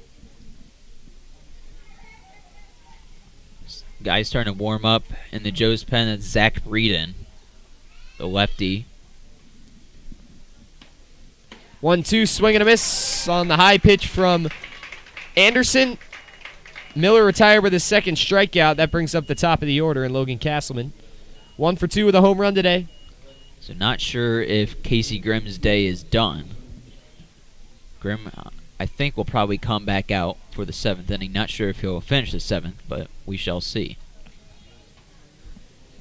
Zach Breeden going to play at Miami Hamilton for the Harriers. Coach Darryl Grissom.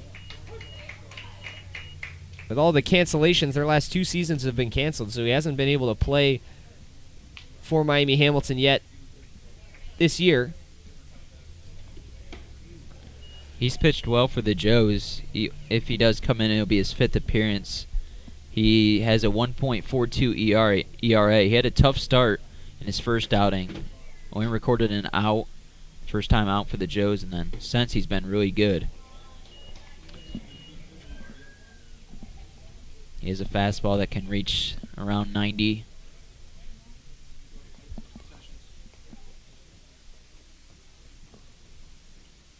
Two-one pitch to Castleman, misses up high, so the count is 3-1.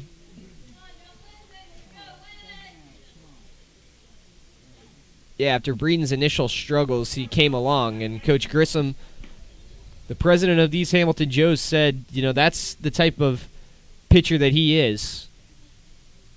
His first few games didn't really reflect his game. Castleman walks. That's his 3rd time he's reached base today. First via the home run, second via the hit by pitch, and now via the walk. So there's a base runner aboard with 1 out here for John Sanjul. Reached on an error in the 5th inning. Would not be surprised to see Castleman on the move. I think he should be here and try to get in scoring position with 1 out. Castleman has stolen bases this year for the Joes. He's not going to do it on this first pitch, though. It's a breaking ball that catches the top part of the strike zone. Anderson does, though, have a quick delivery home from the stretch. Anderson's curveball has really worked well today. 0-1, he delivers a fastball. This one's popped up and out of play by Sanjul. Sanjul in his last at-bat hit one hard up the middle. Actually, it went off the mid of Anderson and then to the shortstop Chatham, who fielded it and then threw it away.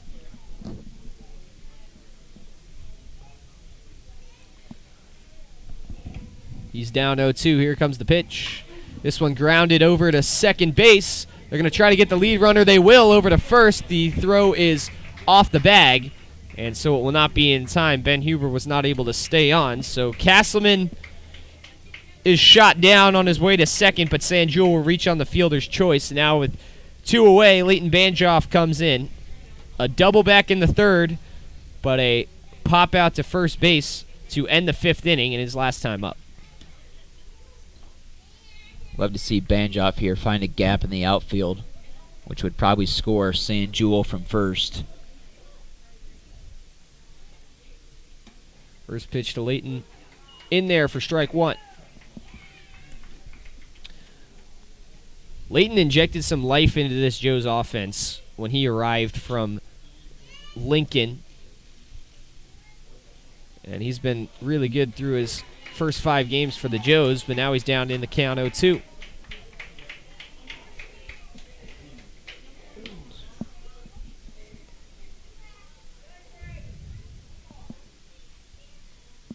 Anderson looking to retire the side here in the 7th. 0-2, 2 outs. Here comes the pitch, and this one gets away up high.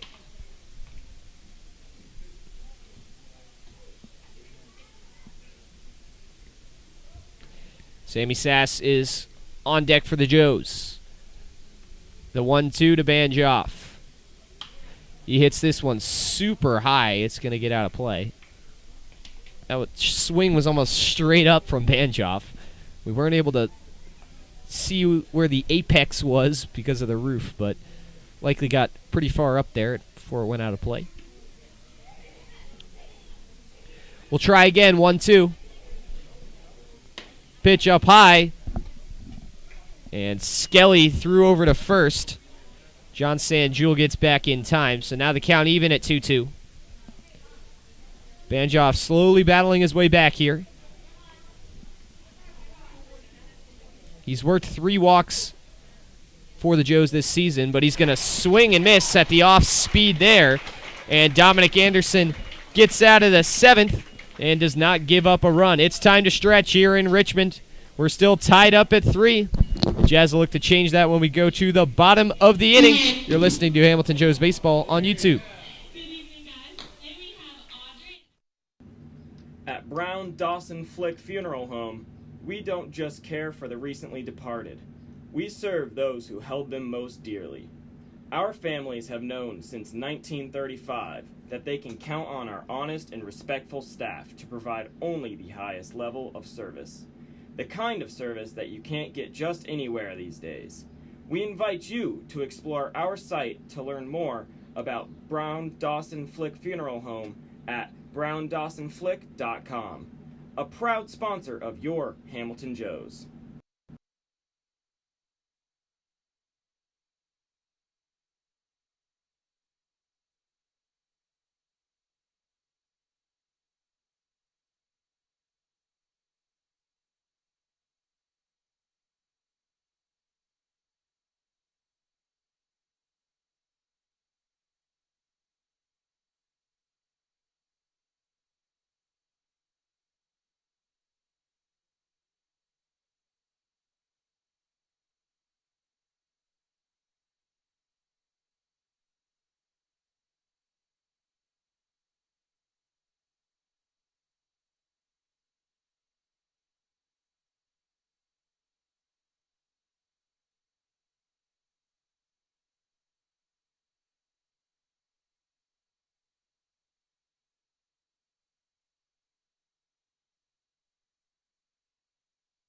Carefree Heating and Cooling is an AC service in Hamilton, Ohio you can trust.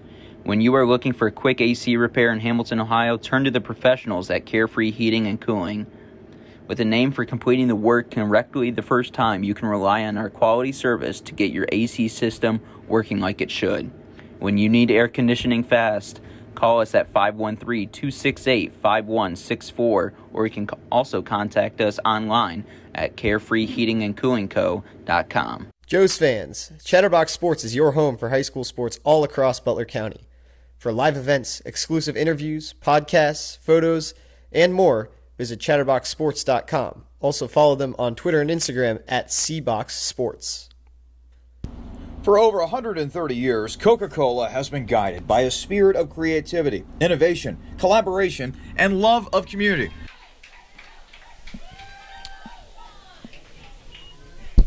Zach Breeden is the new pitcher for the Joes. He comes into the game, delivers a first pitch ball to Gerald Buchanan. Breeden, the COVID freshman southpaw, out of Miami Hamilton. And this next pitch just misses for ball 2. Yeah, so Casey Grimm's day, he went 6 innings, gave up 3 earned runs, 6 hits, 9 strikeouts, 1 walk. And the 2-0 pitch just missed again. All 3 have been close, all 3 balls. And so now Buchanan well ahead at 3-0. Here comes the pitch, and that one's in there for strike 1. Breeden has come out of the bullpen 4 times thus far for the Joes this season. Pitch 6 1/3 innings. We'll get to the rest of his stat line after this 3-1 pitch. It's up high. Buchanan walks. Leadoff base runner for the Jazz, Chandler Skelly. Looking to get just his 2nd hit of the season for the Jazz. That would be a good time to do it with a runner on base in a tie game. Wouldn't be surprised if Skelly just drops a bunt here. Obviously, he's struggled this season with only 1 hit and 25 at-bats. Try to lay down a bunt to advance Buchanan to 2nd into scoring position. But let's see. Breeden has given up 4 hits, 1 run. It was earned. Walked 4, struck out 9 with an ERA of 1.42 in his 4 games of work out of the bullpen this year for the Joes. The first pitch to Chandler Skelly was in there for strike 1. Love a ground ball here. Try to turn a double play.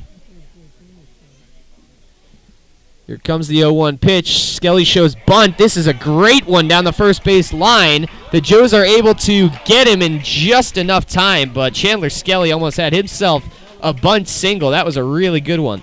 Yeah, it was a good one. And Banjoff had to come in from first base, and a great job from Becker to cover the bag and secure the first out, but Skelly does his job, moves the runner up 90 feet to 2nd base, and now a runner in scoring position with 1 out for the 9-hitter Bradley Fleener.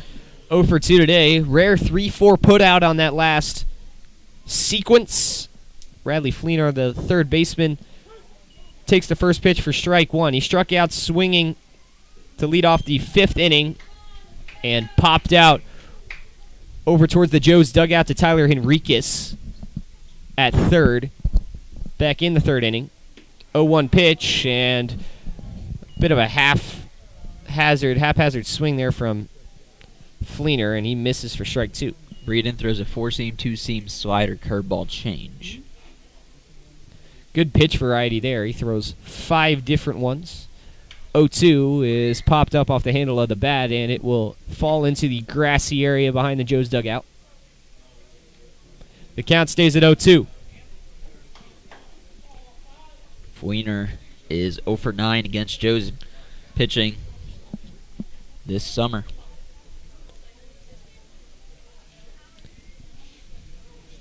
The pitch popped up again, out of play.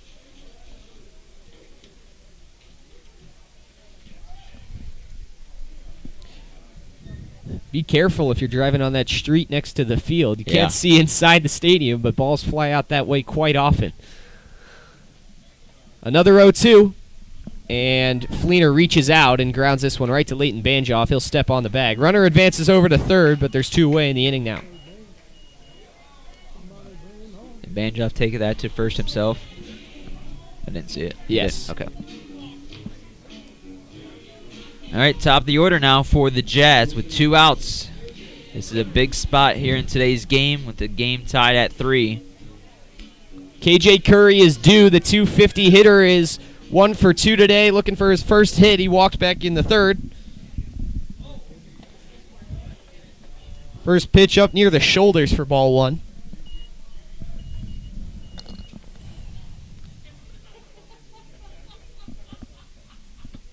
And now the next pitch is up high. So Sass able to keep it in front of him. Zach Breeden, you got to be careful here. KJ Curry ahead 2-0.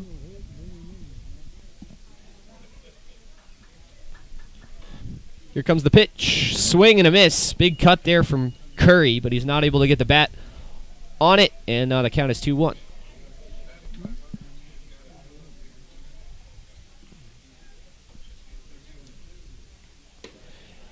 And good pitch there from Zach Breeden on the outside corner for strike 2.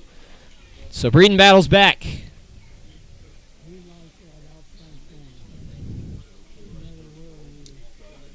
2-2 pitch.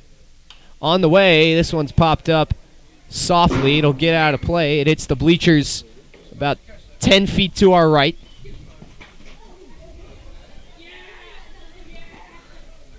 The count stays at 2-2. Whoa, by him. Here comes the pitch. This one's in the dirt, and wow. Sammy Sass got very lucky. That one got behind him, but hit home plate umpire Michael Ingram on the shin, and that did not mean that meant that the ball did not go to the backstop. Yeah. So that likely saves a run. Sure did. Yeah, and like I said, Ingram took that one to the shin, and he looks to be in a little bit of pain. That's not a good spot to get hit. Now Sass is going to go talk to Breeden to discuss this 3-2 pitch coming up. So the payoff, this is a big one to KJ Curry. If the Joes are able to get out of this 7th inning and not give up any runs, they could come up in the 8th. And it looks like a pitcher is going to make his way over to the Joes bullpen. Sam Matthews. That's Sam Matthews. Yeah, the sidearm thrower out of Marietta College.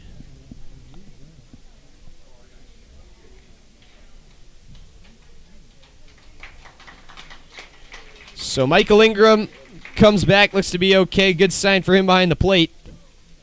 And he's got a big pitch to call coming up, 3-2. I say just go fastball, just try to go right by him. See if Curry can catch up to it. The pitch to Curry, misses high and outside. That's ball 4. So Curry walks.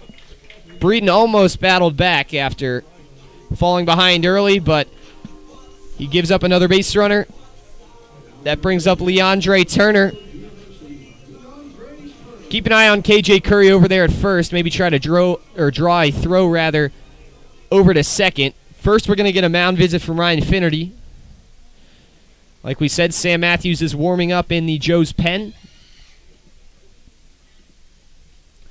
And it will discuss here. Matthews has come out of the bullpen 3 times for the Joes out of his 4 appearances this year.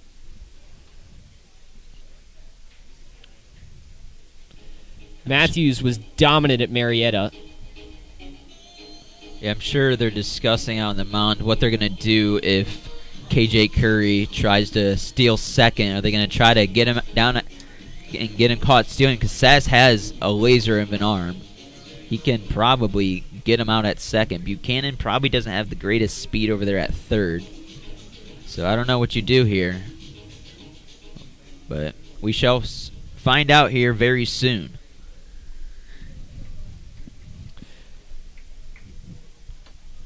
So a clear count. Leandre Turner's the batter. Runners on the corners in a tied game here between the Hamilton Joes and the Richmond Jazz. Curry is leaning, and he's going. Sass will throw down to second. And now they'll throw over to third. So there's no play at second.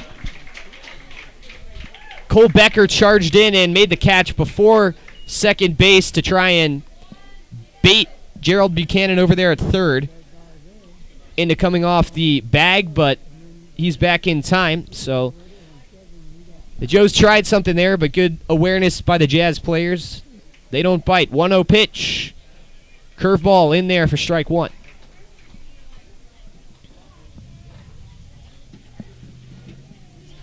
So there's 2 in scoring position here. Leandre Turner needs a hit if he wants to score any runs, but if he gets one, he could maybe score 2. Breaking ball inside for ball 2.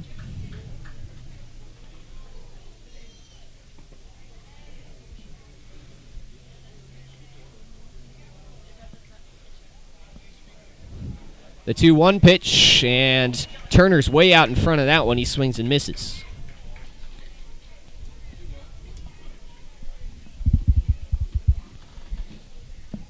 Turner is 1 for 3. He singled in the first inning, flew out to center, and then struck out in his last time up. Here comes the 2-2 pitch. He hits this one hard to the right side, but foul.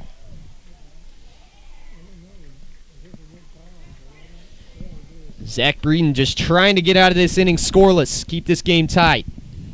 Both teams with 6 hits apiece. You want to get Turner here because Chatham's on deck. He's 2 for 3.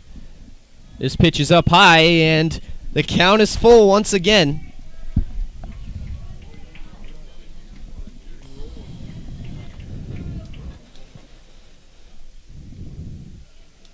The payoff pitch. Swing and a miss. Big time. Zach Breeden, how about that? He gives a cry of celebration as he makes his way back to the dugout, and he keeps this game tied. Clutch stuff from Breeden on the mound. Leandre Turner is down on strikes, and we will head to the penultimate inning. The 8th is on the way. Our game is tied at 3. Here we will see the Joes come to bat in the top of the inning from Richmond. For over 130 years, Coca-Cola has been guided by a spirit of creativity, innovation, collaboration, and love of community. The next time you come to Foundation Field to watch a Hamilton Joes game, do yourself a favor and get yourself an ice-cold Coke. Coca-Cola, proud sponsor of the Hamilton Joes. Are you switching or looking for a new bank? First Financial Bank is the perfect fit because they put you first. Their 3 goals is to stay flexible to serve your needs, invest in the community financially and personally, and they tailor their services to your needs. First Financial Bank. When it comes to managing your money, they make it easy, fast, and secure. Come curious and leave inspired. The Fitton Center for Creative Arts isn't just a building, it's an experience. We are a nonprofit community arts organization that has been a part of the Hamilton community for over 20 years. Visit us soon to see what we have to offer. Learn something new in one of our art classes or workshops that are open to students of all ages. Be enthralled by extraordinary musicians, actors, and dancers at one of our live performances. Stroll through our remarkable art galleries or reserve one of our diverse venues for your special event. Become a part of the Fitton Center and redefine the way you experience the arts in Hamilton.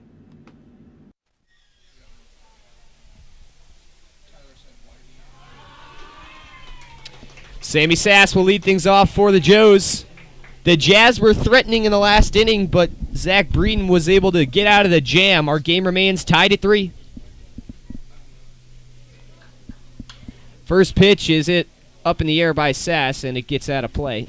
Sass is crouched really low in the batter's box. He hit one out yesterday at Y'all's Ballpark. Maybe looking to do the same here, batting in the cleanup spot. The 0-1 pitch from Anderson is on the way, and this one poked into center, and it is caught by Leandre Turner. So it was a line drive. Turner took a couple steps to his right, and he made the play, and that's the first out here in the 8th inning. Yes, Sass hit that one hard, but right at Turner in center field. It was a curveball that hung in the strike zone. Sass was all over it, but it's a loud out. Tom Anderson now trying to finish his 8th inning. And that's a good first pitch to Luke Arnold in there for strike 1.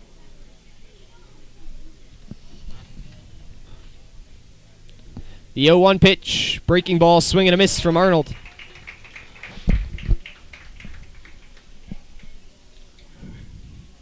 Oh-2 the count. From the windup, here's the pitch. Oh. It's in the dirt, and that one hit Michael Ingram's mask behind the plate. Yeah, that was like 3 or 4 feet in front of home plate when it bounced and hit the dirt there. Yeah, like a cricket pitch almost. So that one gets away from Anderson.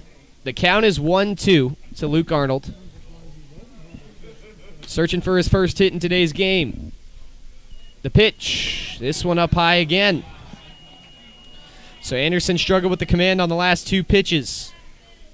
See if he can rein it in and put down Luke Arnold here.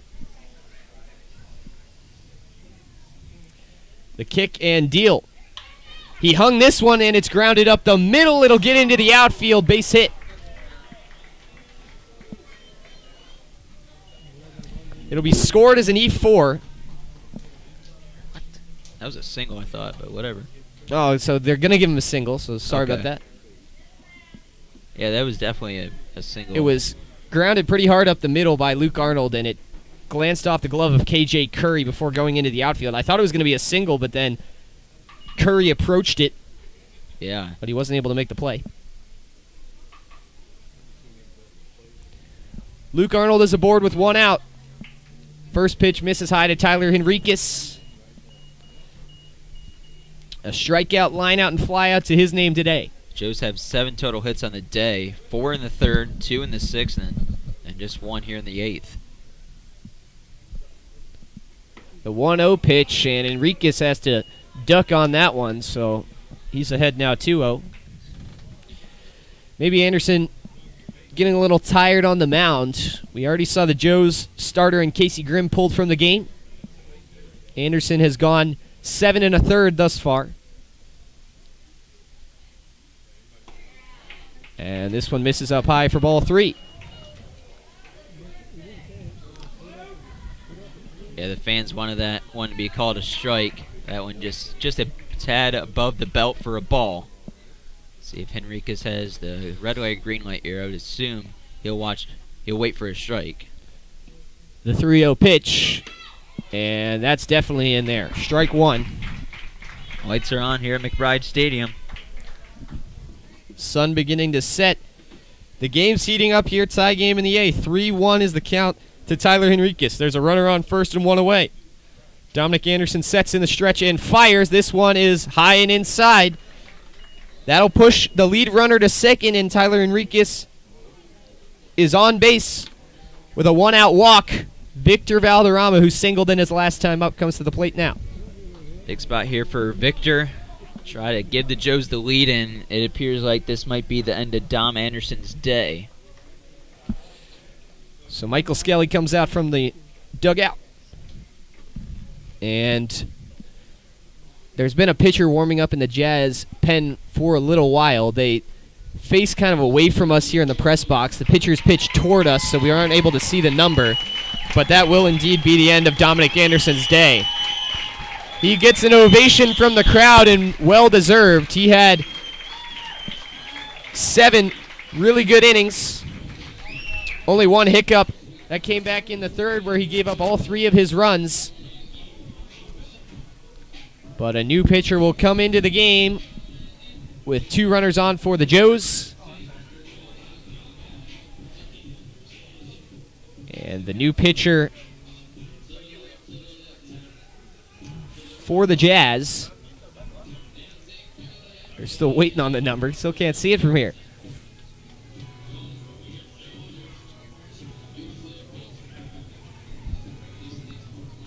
So Dom Anderson, he went 7 1/3. He's responsible for the guys on first and second. He allowed 7 hits, struck out 8, gave up 2 walks, and also hit a Joe batter. It's going to be number 4. It's Braden Owens. He's a position player for the Jazz, infielder out of Anderson University. 6 foot 180-pound sophomore from Easley, North Carolina, or Easley, South Carolina, rather. Yeah, and Owens has not pitched for the Jazz this summer.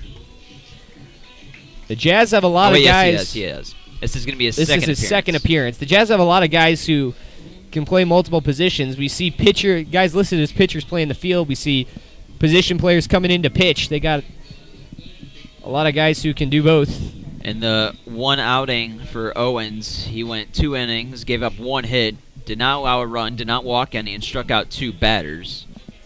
That was in a 7-4 win against the Marlins 3 nights ago on June 20th. So this is the first time the Joes are seeing him this season on the rubber. The pool noodle is out in the Joes dugout. Thanks to the team comedian in Dalton Miller. Yeah, all kinds of shenanigans over there. Yeah, the 3 guys that we have interviewed on the Joe Cast. You guys can check that out right here on our YouTube page after the game. The 3 guys we interviewed on the Joes, they all said that Dalton Miller was the funniest on the team. We'll have to get Dalton on sometime this season. He leads the Joes in all their energy from the dugout. We'll see if that can spur up anything in the field here. Victor Valderrama is the batter.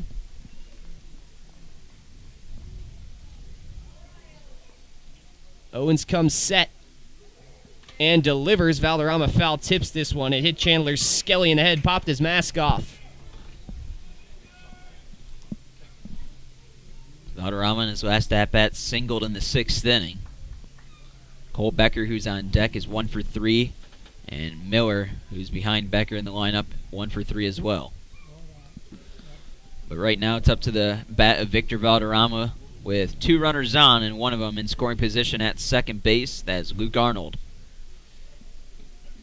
He's been clutch this year already. Already had a walk-off for the Joes this season. Back at Foundation Field. 0-1 pitch to him is up high.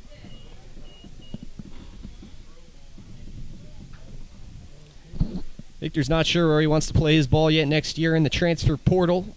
Played last year at Rutgers.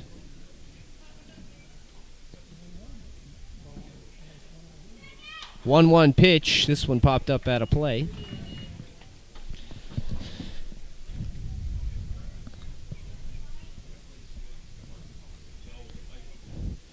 The count is 1-2.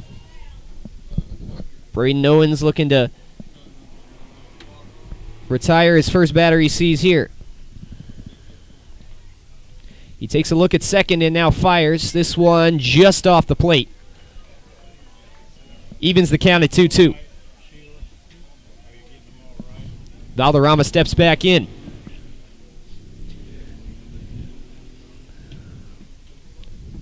Two balls, 2 strikes. And almost like an E-fist there that missed up high to fill the count at 3-2. It was a curveball that did not break. And now Valderrama has the count full. If he walks, they'll be loaded. Here comes the full count pitch. Swing and a miss. Valderrama retired. There's 2 away here in the inning. And a clutch strike 3 there from Braden Owens. Cole Becker's now up to the plate. He's hit a lot of balls hard today. Had a double in his first at-bat, and then his last at-bat, he lined out to shortstop to Cale Chatham. Hit it hard, but right at him. If you could find a hole here that could maybe score Luke Arnold at second. He thought about check swinging, but pulled back on the first pitch.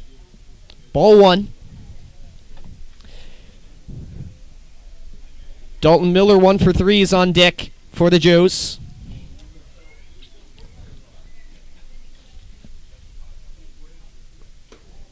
And the next pitch is down and away in the dirt. So ball 2.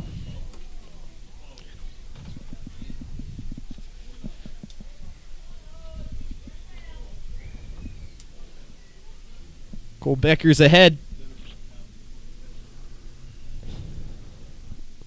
Looking to put the Joes out front in this game.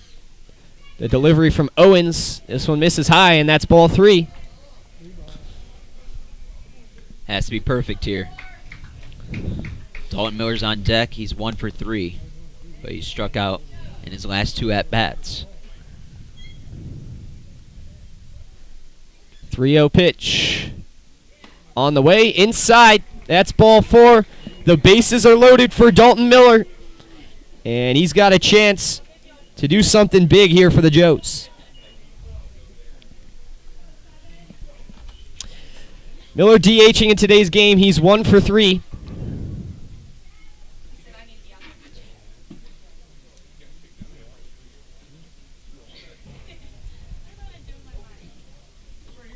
Come on, Dalton. Miller was clutch last week, had a late single. Swing and a miss there against the Ohio Marlins in the bottom of the 9th inning, and gave the Joes a chance to walk it off, but they weren't able to do so.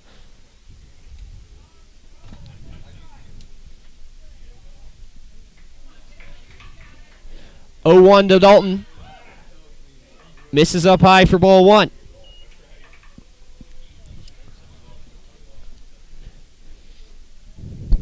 Everyone holding their breath here. First big moment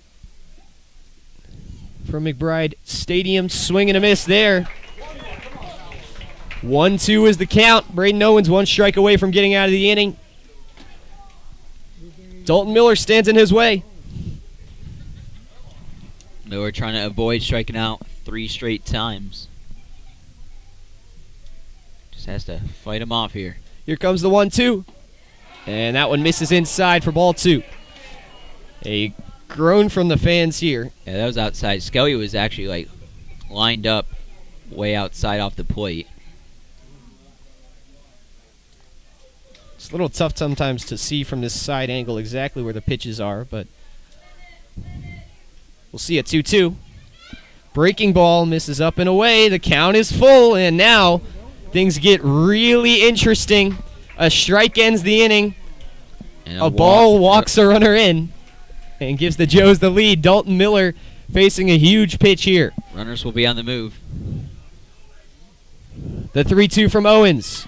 Miller lifts this one up. It's going towards the dugout.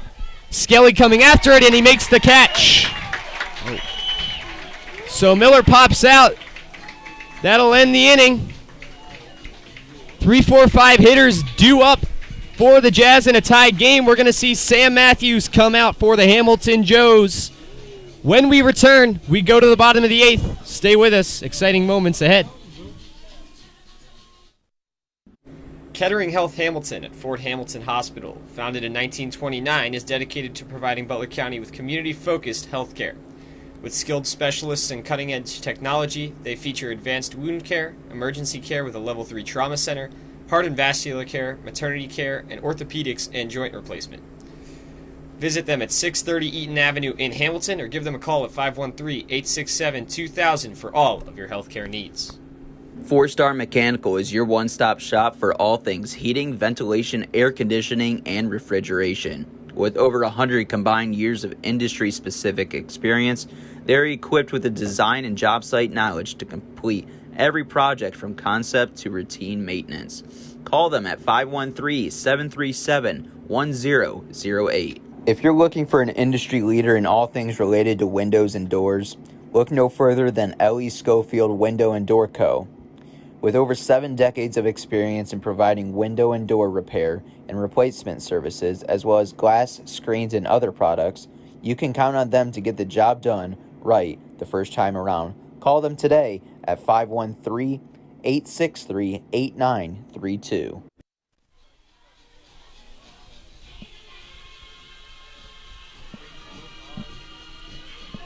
Sam Matthews comes to the mound for the Joes. Bottom of the 8th.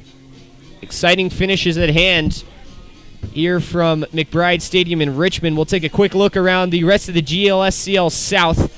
The Cincinnati Steam took the first game of a doubleheader over first place Ohio Bison 7-5 in Newark. The second game of that doubleheader is underway. The Steam are leading the Bison 2-1 in the top of the second. The only other game going on in the South Division today is the Xenia Scouts and the Ohio Marlins from Ohio Christian. The Scouts on top 6-3 in the bottom of the 9th. So Cale Chatham will come up. He's 2 for 3 today, grounded into a 6-4-3 double play to start things off, but he's been hot lately. 2 singles. Playing shortstop in the field's got it. Lead his team off right here, batting from the lefty batter's box. He'll see his first of sidearm pitcher Sam Matthews.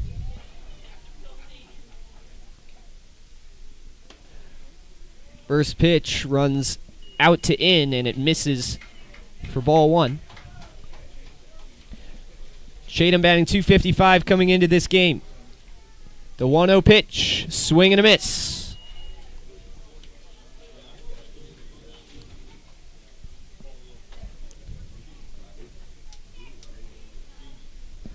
1-1 is the count. And this one's fouled back to the backstop. Sam Matthews comes in an exciting moment. He's no stranger to those. Played for powerhouse Marietta College. Team went 38-6 this year at the D3 level. He was a Division III All-American. This one's grounded over to second. Cole Becker makes the play for the first out.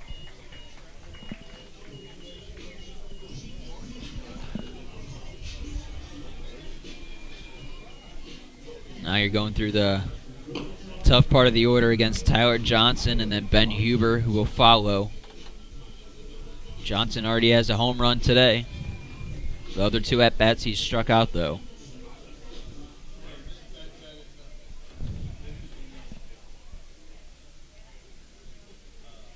First pitch to Johnson. Dives low. Another chilly night. Yeah, it's starting to get cooler here in Richmond as the sun goes down. 1-0 offering to Johnson on its way. And he swings and misses at this one for strike one. Sam Matthews throws fastball, sinker, slider. And so 1-1 count now.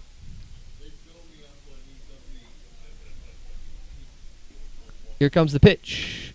This one is fouled off of Johnson's body, so now the count is 1-2.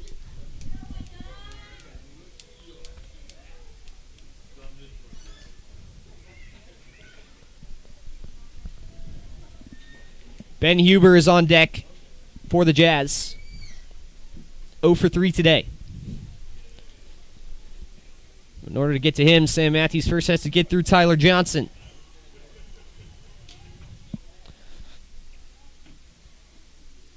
One-two pitch, swing and a miss. This one pops up, though. Running over to first, he's going to get there. Drop third strike, Tyler Johnson reaches.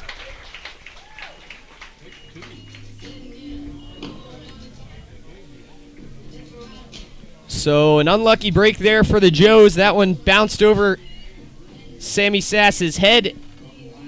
The first strikeout for Sam Matthews, but he doesn't get an out of it. And now he's got to deal with a base runner, Ben Huber, at the plate.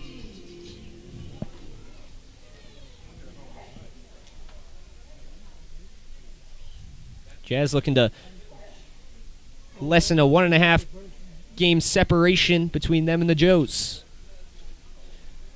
First pitch on the way, slider comes outside for ball one.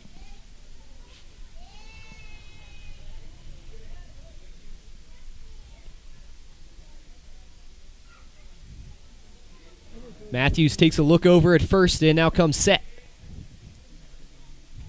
And fires. Breaking ball. Low and outside, ball two. Matthews has to recover after giving up a drop third strike.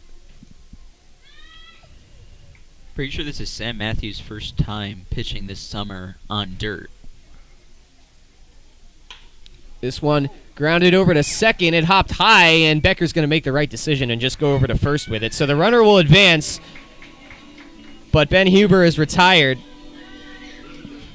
And there's a runner in scoring position now for Gerald Buchanan, or Austin Deering, rather. Deering with another, also had a home run and back in the second inning, but has struck out in his last two at-bats. He's got a runner in scoring position. Big at-bat here. From the right side, he'll step in.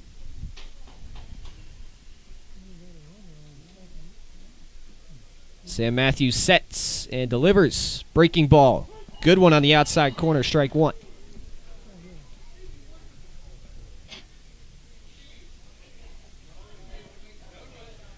Oh, 1 count.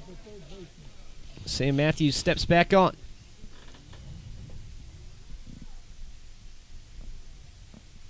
Here comes the pitch. And this one misses down and away.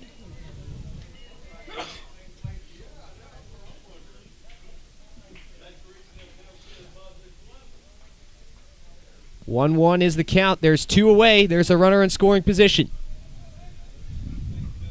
Matthews looks over at second, but will now throw home. Swing and a miss there from Deering. 1-2 now.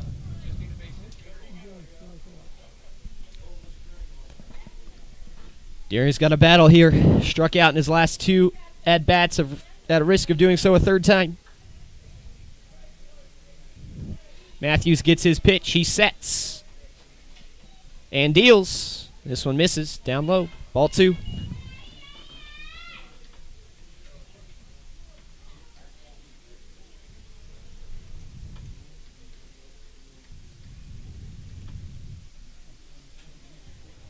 He'll step back on. 2 balls, 2 strikes.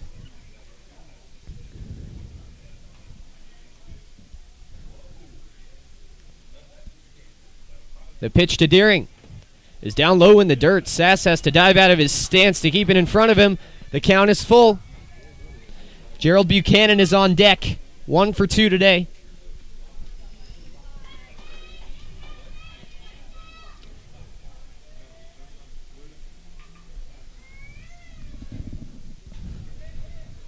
Matthews gets his pitch. And he'll step off.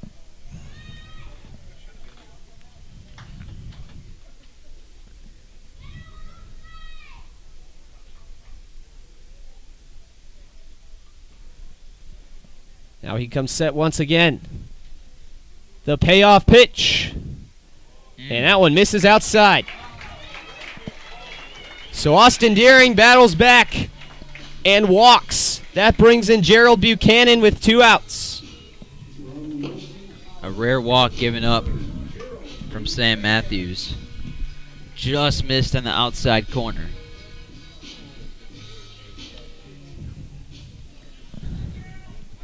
Buchanan 1 for 2 with a double and a walk. Batting 176 coming into today's game. He's had a good day.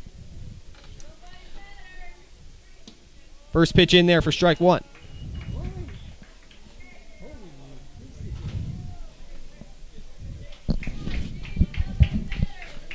Our game is tied at 3 here from Richmond. First and second, 2 away. The 0-1 pitch. Breaking ball. Swing and a miss there from Buchanan. Buchanan was way ahead of that one. Yeah, that pitch had a lot of break on it, and Buchanan was fooled. 0-2 the count now.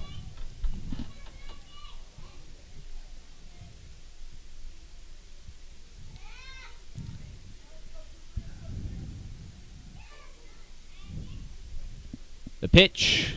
This one dives into the dirt. It gets by Sass, and both runners will advance.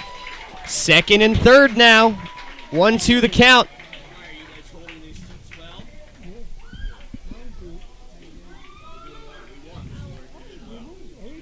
That one just trickled through the legs of Sass. That was all it took. Both runners advance. 2 in scoring position.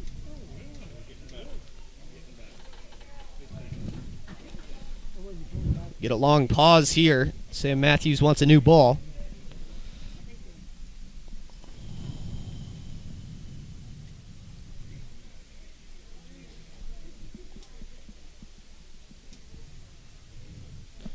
He will get it and slowly walk back to the mound.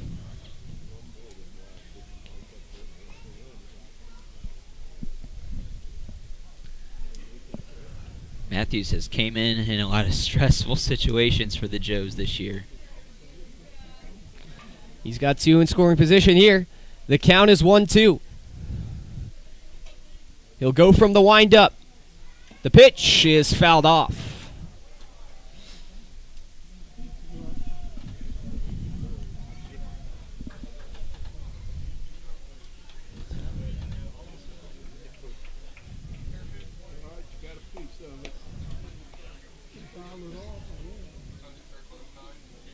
One and 2 is the count.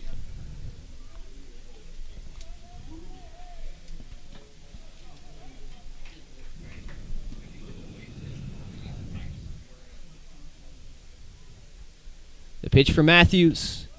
And that one breaks just low. Ball 2.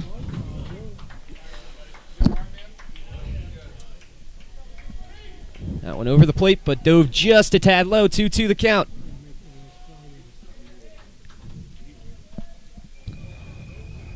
Jazz hitters have battled back this inning.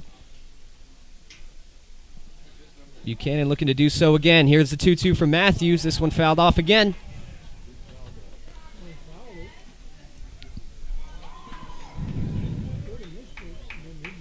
Dugout starting to get some energy on our right side. We've been stuck in a tense moment here in this at-bat for a while now. The count is 2-2.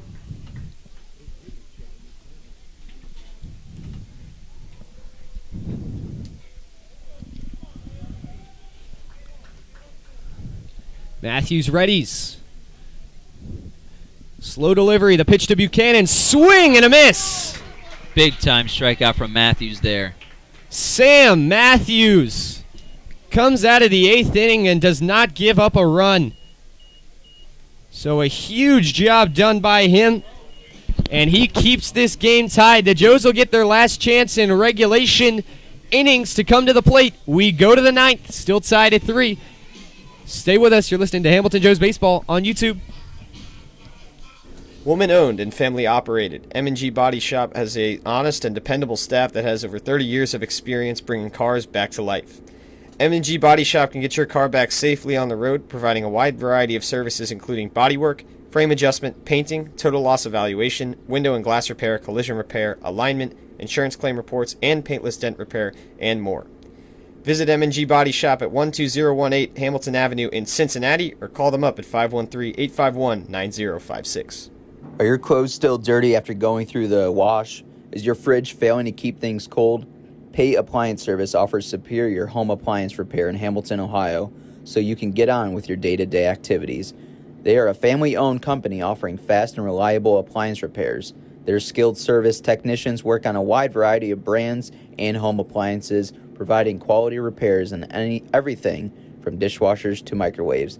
Go to their location at 780 South Martin Luther King Jr. Boulevard or contact them at 513-285-3519. Pfefferly Tire and Auto is your car's home for all of its needs. Whether you just need a quick oil change, a repair, or you're in the market for new tires, Pfefferly will get it done with professionalism and honesty. And with convenient locations in both Fairfield and Hamilton, there's always a place nearby.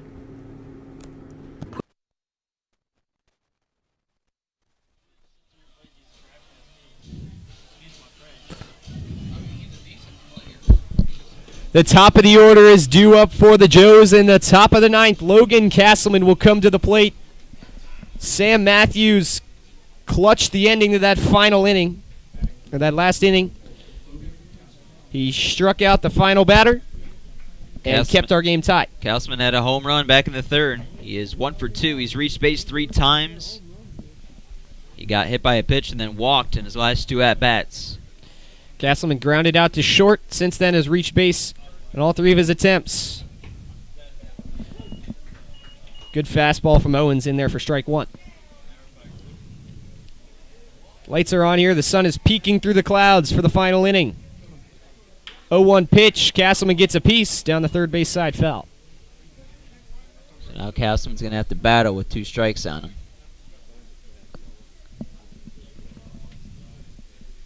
The Joes have done a whole bunch here with this season with 2 strike counts. See if Castleman can continue the trend. From the windup, Owens delivers. This one outside.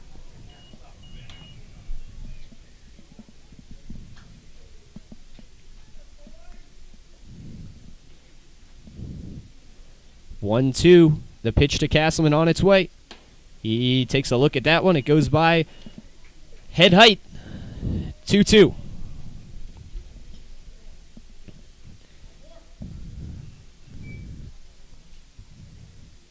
The next pitch on the way. Breaking ball up high. The count is full. Castleman battles back. Each pitch seems like an eternity now at this point, Sam. Sure does. The payoff pitch. Castleman fouls it off.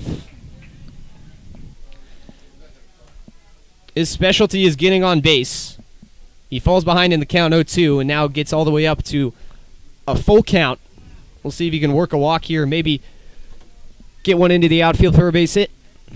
We'll try again, 3-2. Castleman hits this one hard, but it goes foul on the left side.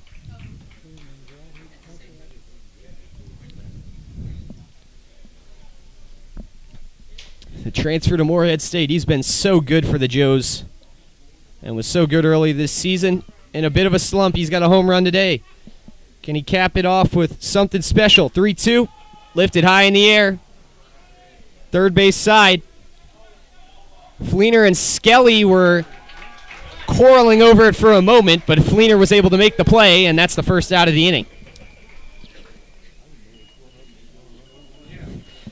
Skelly and Fleener were both standing around where that ball was falling down, and finally, at the last moment, Fleener called Skelly off and made the play.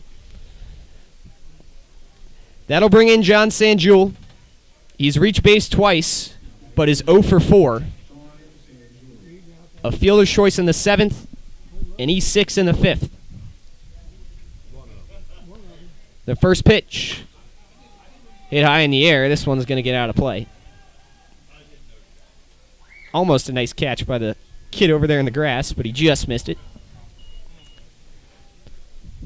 0-1 to Sanjul.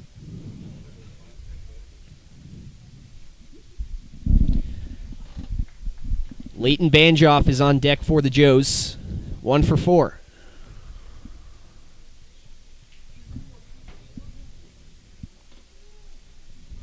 Here comes the 0-1 pitch, and this one falls into the dirt for ball 1.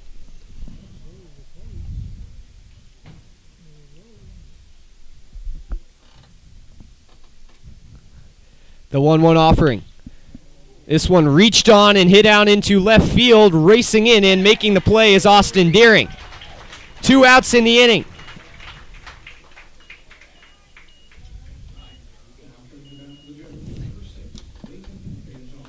In comes Leighton Banjoff.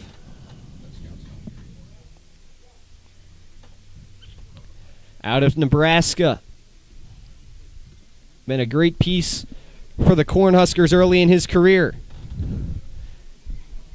He's already been a vital part of the Joes offense, looking to contribute more here. First pitch misses outside for ball 1.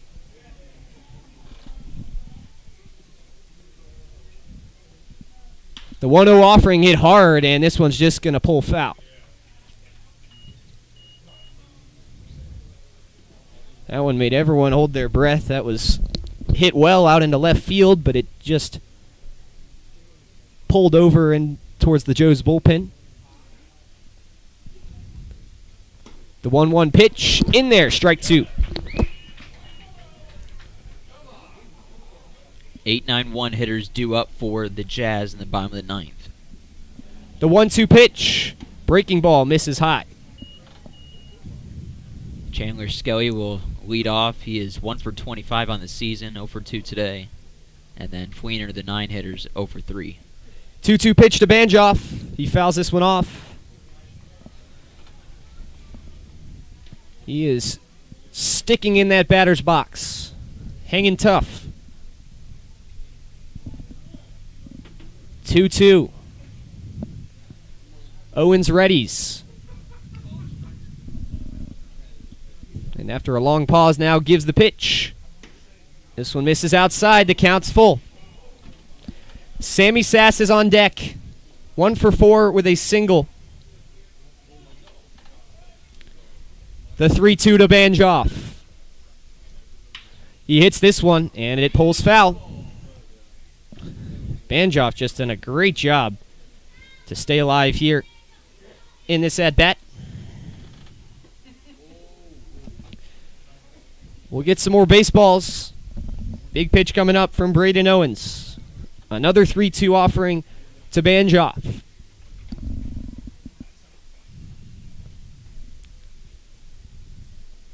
Owens shakes off a couple and now gets his pitch.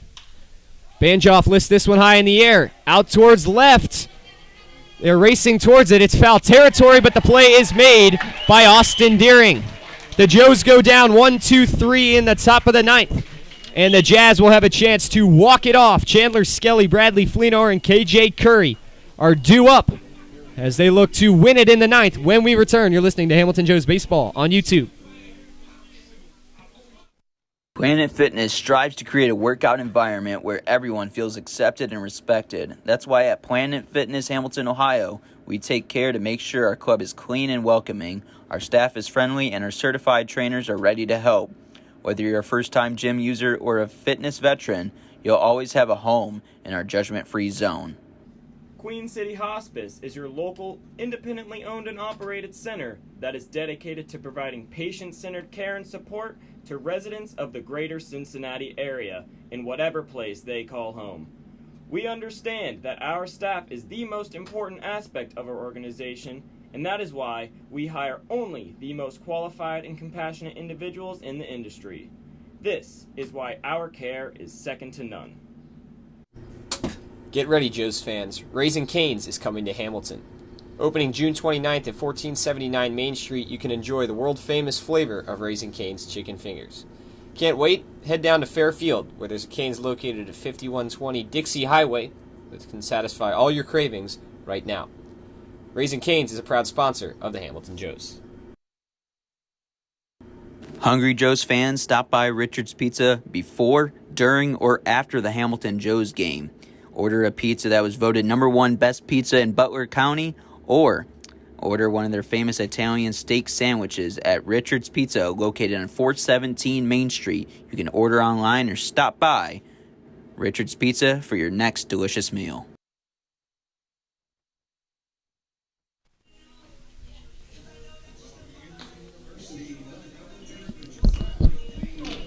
The bottom of the ninth. We're tied up at 3 here from McBride Stadium. Chandler Skelly, the catcher for the Richmond Jazz, will lead things off. The Joes were held scoreless, retired in order in the top of the ninth. Jazz with a chance to win it here. First to pitch from Matthews to Skelly is inside.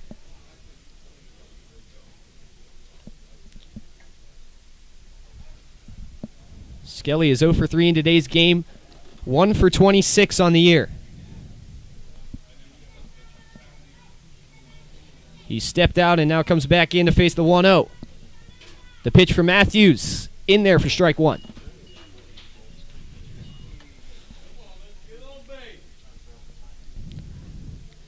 Matthews going quickly here, 1-1 pitch. Swing and a miss from Skelly.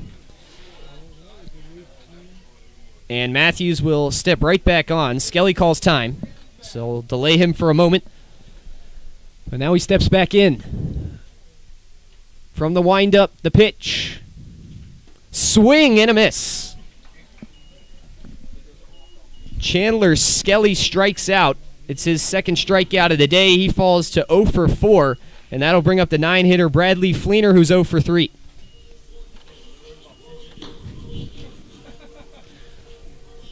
Fleener batting from the right side. Grounded out to Leighton Bandroff at first in the last inning. First pitch for Matthews. And that one just missed the inside corner for ball one. You know, the last inning, Matthews struck out Tyler Johnson, but he reached on the drop third strike. So if that didn't happen and the Sass keeps it in front, it's not really much of a stressful inning. Yeah, that caused a whole lot of chaos for the Joes because they weren't able to get the out. The next batter, Ben Huber, grounded out to second, but then a walk and a pass ball meant that the two runners advanced to second and third, but luckily for the Joes, Matthews was able to strike out the last batter. 1-1 is the count to Fleener. Breaking ball hangs up there for a moment, but it's flown into the street. If the Joes can hold the Jazz scoreless here in the bottom of the ninth, Sammy Sass, Luke Arnold, and Tyler Henriquez will bat in the 10th. Be the third extra inning game for the Joes this season. But they still need two more outs here in the bottom of the ninth. The 1-2 pitch to Fleener. Outside.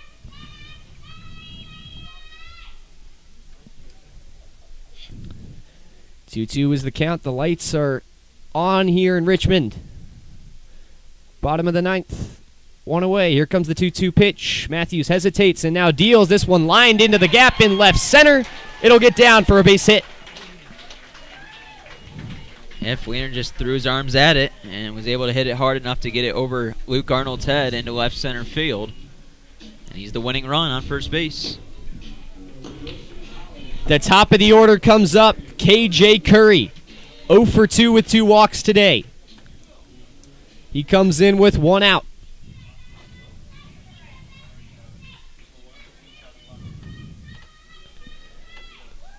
Matthews looks over at the runner at first and now sets. First pitch, right over the plate, strike 1.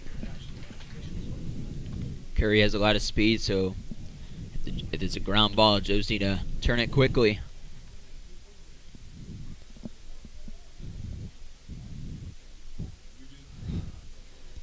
The 0-1 offering from Matthews on its way. Breaking ball in there for strike 2. 2 strong pitches to start the at-bat from Sam Matthews. But if Curry's able to find a gap in the outfield, it probably will end it. The Jazz were walked off yesterday in Xenia. Now when they come back home, they got their own chance to do so. 0-2. Matthews goes back over to first. Runners back in time.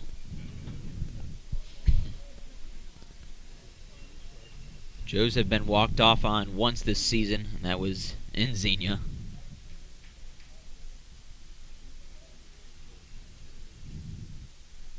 Oh-2 pitch. Swing and a miss. Curry goes chasing. There's 2 outs. The crowd groans. KJ Curry with a frustrating at-bat. He watches 2 great pitches to hit go by and then swings at the one outside. There's 2 away in the bottom of the 9th. Leandre Turner comes in. 1 for 4. 2 strikeouts, a flyout, and a single.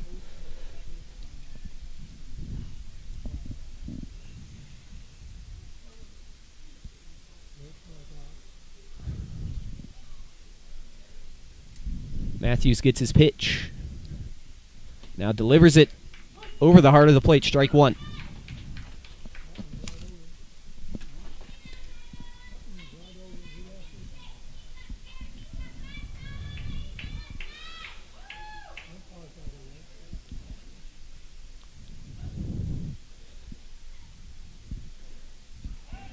Matthews goes over to first before the 0-1. The runner's back in time.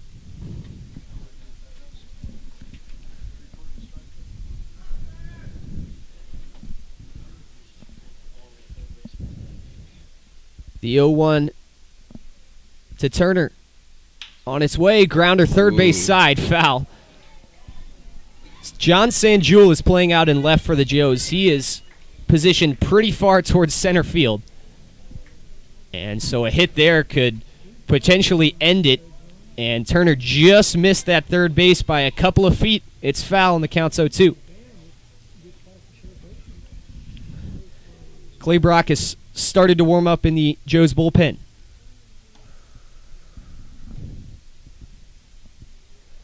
Two away, 0-2 pitch.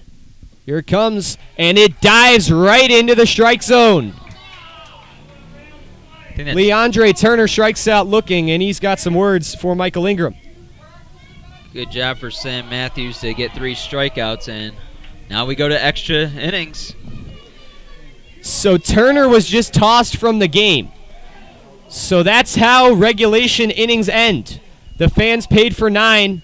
They'll get 10. Tense moments here in Richmond. We'll head to the top of the inning. The Joes will get a chance to hit when we come back. Tied at 3-3. The Robinson Fence Company of Hamilton has been serving the community for over 27 years. Receiving an A+ rating from the Better Business Bureau, they have been Hamilton's top choice for gating and fencing needs. Give them a visit at 1635 Howell Avenue in Hamilton, or give them a call at 513-867-0080. At Smoothie King Fairfield, we believe in helping each guest meet their health and fitness goals. That's why our ingredients are chosen carefully, and every one of our blends is crafted purposefully so you can rule the day. We can find the perfect blend for you with whole non-GMO fruits, organic veggies, and no artificial colors, flavors, or preservatives. We're ready to serve you a healthy meal on the go with contactless pickup and delivery options. Visit us at 8744 Michael Lane in Fairfield, Ohio, or give us a call at 513-829-0824. Smoothie King, smoothies with a purpose. Story Point Fairfield isn't just a place to reside. It's a place for residents to truly shine every day. Offering a diverse range of senior living services, our community is designed to suit all resident lifestyles, from highly independent seniors to those who may require day-to-day assistance. Every resident becomes a member of our community. We strive to make sure each moment of each day is something to remember. Whether you need one surface for multiple sports or a sports-specific field build, the Motts Group is here to help. Their experience ranges from professional sports clubs to educational institutions to community complexes, fueling teams with consistent, safe, and reliable fields. Contact them at 513-548-3622 to get your new turf field.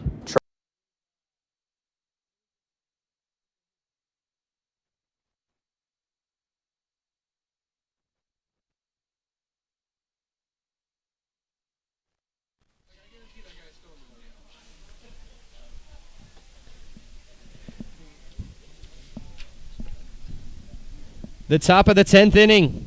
Braden Owens back on the mound for the Jazz. The leadoff hitter is Sammy Sass for the Joes. Our game is tied at 3. Owens will step off prior to the start of the inning. So Leandre Turner was ejected. Do we know who came in for him? I believe it was Tyler Borges, number 25, out in center field. First pitch dives low to Sass. Also, to note, I mistook Adam Dieringer for Clay Brock last inning in the bullpen. So Dieringer was the one warming up. This one is chopped foul towards the Joes' dugout. Sass is 1 for 4 on the day. He had a home run in yesterday's game. Can he repeat that here in the 10th? 1 for 4 with a single in the 6th. He had 12 homers at Wright State. 1-1 pitch hung up there. It looked good, but it was just too far outside to hit. Sass swings and misses. Yeah, Sass was fooled on that one. He was way ahead.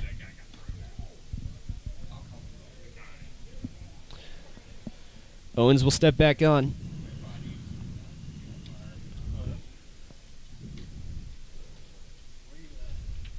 The 1-2. Outside.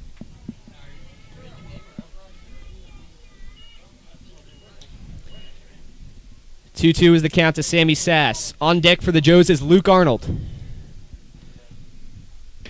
The 2-2's outside. Sass works the count full.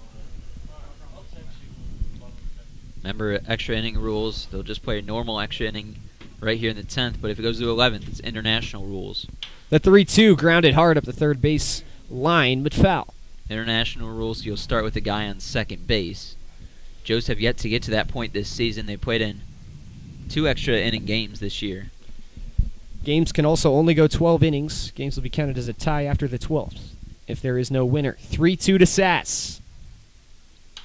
And he gets underneath this one, going towards the Jazz dugout, and it lands on top. A couple Jazz players were looking up, thought that the first baseman, Ben Huber, might get there, but it's just too far out of play. So Sass stays alive with another foul ball here, and the count is still 3-2.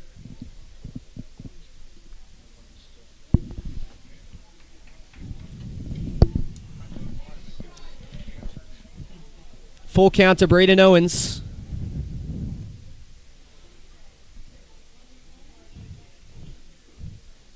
The pitch. This one's hit hard out to left. Going back, it's off the top of the wall. Sass rounds first, but he's going to have to go back. That one had so much heat on it, he's not able to get a double out of it. Good play out there and left by Austin Deering. That one was smoked by Sammy Sass, and he was about 2 feet too low from getting a home run. Yeah, he crushed that one, and that ball didn't go very high up in the air, but it was just a matter of feet from getting over the left field fence, but instead he's going to have to settle for a single. So, tough break there for Sammy Sass, but he is a base runner now for the Joes, and he represents the go-ahead run. There's no one warming up in the Jazz pen. Braden Owens is going to have to ride this out. First pitch is inside to Luke Arnold. Arnold singled in his last at-bat up the middle. He's 1 for 4 on the day. The 1-0 pitch. He leans out on this one as well. 2-0. Owens starting to struggle now, finding the strike zone. And the Jazz need to get someone in the bullpen right now if they want to replace him. There's no one there currently. 2-0 pitch. Arnold lays down a bunt. It's a good one. The throw over to first is in time, but the runner advances to second. That's Sammy Sass. Sack bunt there from Luke Arnold, and that'll bring up Tyler Henriquez with a runner in scoring position and one away. Arnold does his job, advances the runner 90 feet. Didn't really expect Arnold to be bunting there. Yeah, 2-0 count. He was ahead, but he did decide to lay down the bunt. The runner does advance, so the job is done on the sacrifice. Let's see if Henriquez can get a base hit here. He's hitless on the day, 0 for 3. He's reached once on a walk in his last at-bat in the 8th. Hit the ball hard in the 4th, but lined out to the shortstop. First pitch, big swing and a miss there. Valderrama is on deck. He is 1 for 4 for the Joes tonight.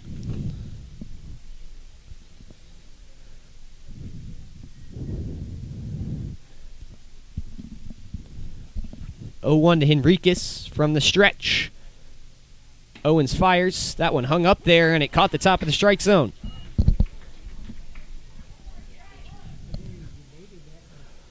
The count is 0-2.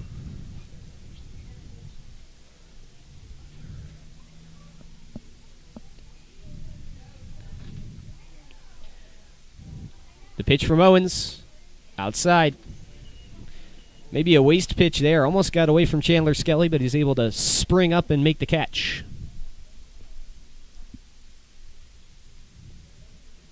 Crowd silent here.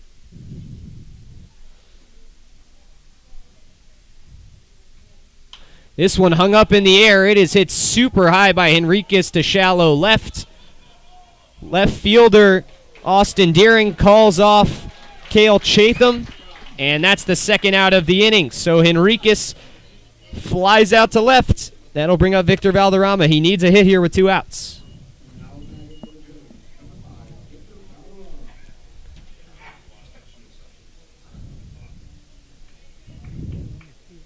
Victor is 1 for 4. He singled back in the 6th inning. His last go at it was in the 8th. He struck out swinging. From the stretch, first pitch from Owens. Breaks into the strike zone. Due up for the Jazz is the 3-4-5 hitters Chatham, Johnson, Huber. Johnson was the guy who hit the home run for the Jazz early in this game. This slider goes outside for ball 1. We haven't had a run come across since the 4th inning when Tyler Johnson tied it up with that 2-run homer. Yeah, we thought it was going to maybe be a run fest, but the game slowed down. We're here in extras. 1-1 pitch to Valderrama. In there, strike 2. Good fastball there from Braden Owens. He's 1 strike away from escaping the inning.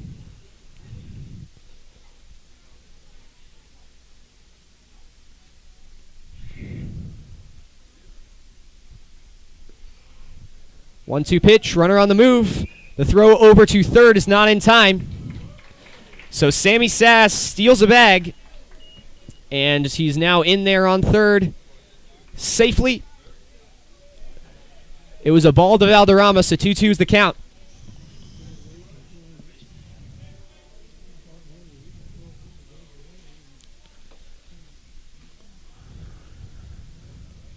The 2-2 to Valderrama.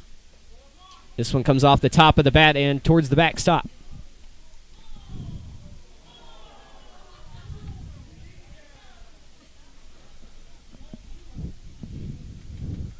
Owens gets set once more.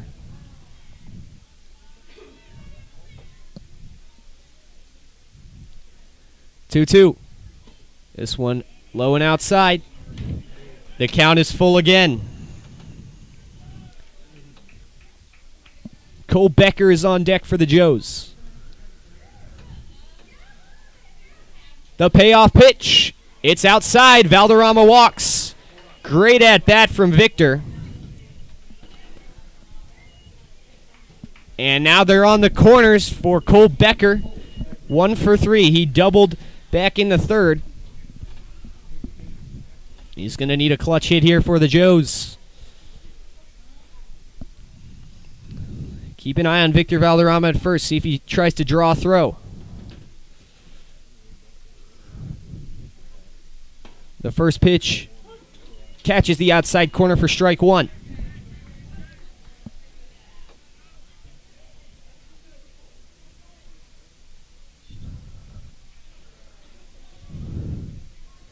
The 0-1, runner goes, and that catches for strike two. Skelly decides to hold it at home, so Valderrama gets the free bag, but now Cole Becker is down in the count 0-2. Once more, Braden Owens, one strike away from escaping.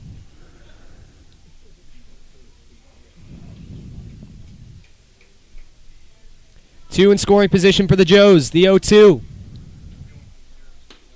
And that one just off the plate. Cole Becker stood in for a second and gritted his teeth while he waited for Ingram to make the call, and he gets the benefit. 1-2.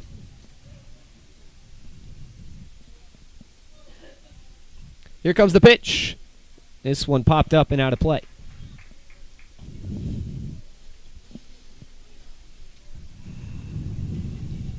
Becker's hit the ball hard today. Be a big one here in a big spot with runners on second and third and 2 outs.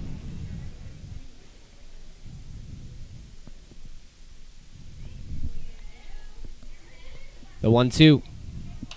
Hung up in the air. Owens, or Becker rather, is going to swing at it anyway, and it lands on top of the roof here. So it got out of play. That was likely ball 2, but Becker going with the safe play. We will try again.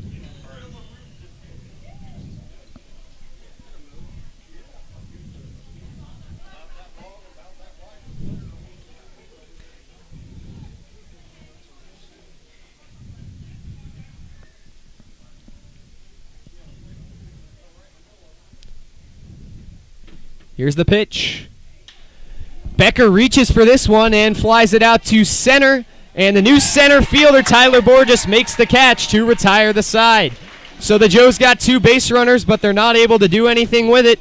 No runs in the top of the 10th. They're going to have to hold the Jazz off the scoreboard in the bottom of the inning to keep this game alive. We'll go to the bottom of the 10th. When we return, the Jazz get to hit here on Hamilton Joe's YouTube. Tri-Health Orthopedics and Sports Medicine is safe and ready for you. Have an injury of some sort? Stop by Tri-Health Orthopedics and Sports Medicine located on 3035 Hamilton Mason Road. The physicians and specialists at the Tri-Health Orthopedic and Sports Institute provide a full range of orthopedic care to ensure you don't miss out on a single moment on or off the field. Joe's fans, in need of insurance, United Heartland Insurance Agency has your back. A consolidation of a number of family-owned independent insurance agencies dating back to 1872. For years, they have been protecting the assets of their clients by offering comprehensive and competitive business, personal, and life insurance products. Visit their Hamilton office at 185 North Brookwood Avenue in Hamilton, or give them a call at 513-896-5555. The Greater Miami Valley YMCA. When communities get better, the world gets better. Discover how we positively impact the nation and how you can help us, one neighborhood at a time.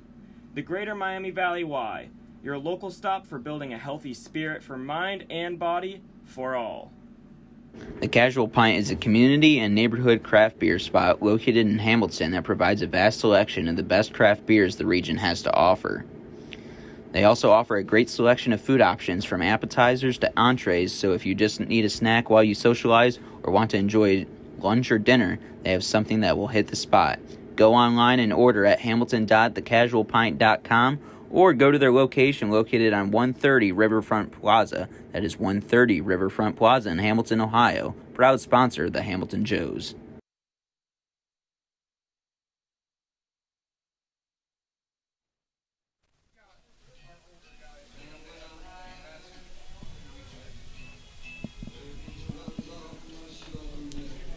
The bottom of the 10th is on its way. New pitcher in for the Joes. It's Adam Dieringer out of Texas Southern.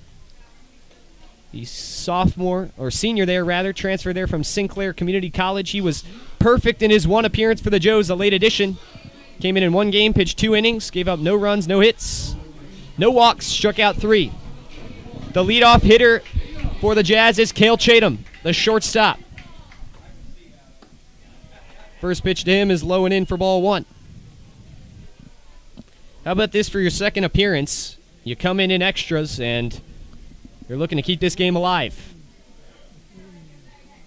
Tyler Johnson is on deck. 1-0 pitch, low and in, ball 2. I don't know. We only have 10 innings. I guess we just turn on the other scoreboard. The 2-0 pitch. And this one up and away, so now Cale Chatham is ahead 3-0.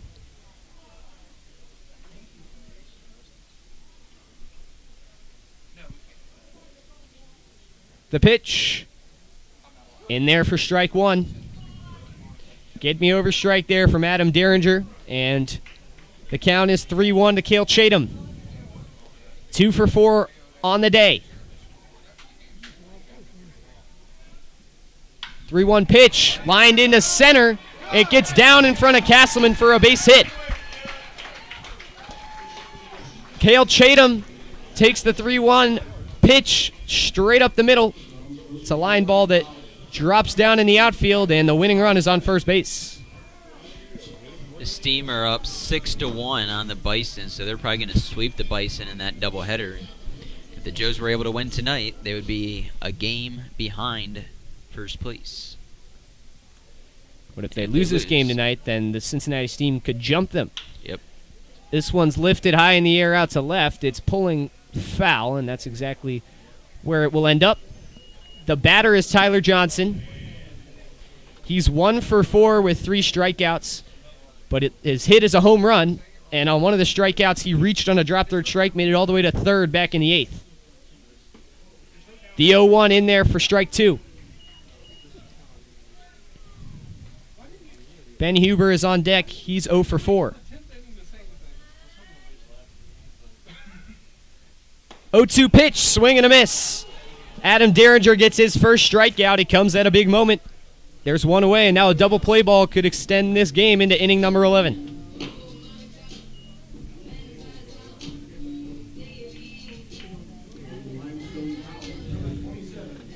Ben Huber from Limestone College comes in. 0 for 4 on the day. Reached on a fielder's choice back in the 6th inning. Only time he's made it on the base paths. From the stretch, first pitch from Derringer. Swing and a miss.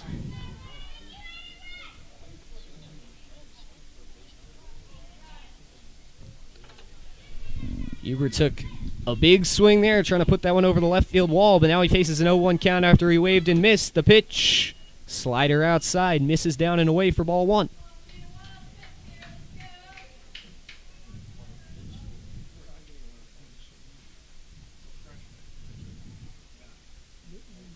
One. On the way to Huber, he lines this one. It gets down and it drags into left field. He's aboard with a 1-out single. First and second, the winning run is in scoring position here for the Jazz. And Austin Deering, 1 for 3 with a home run today, will come to the plate.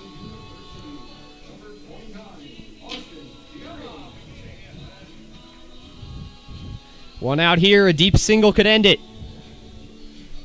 Deering steps in on the right side.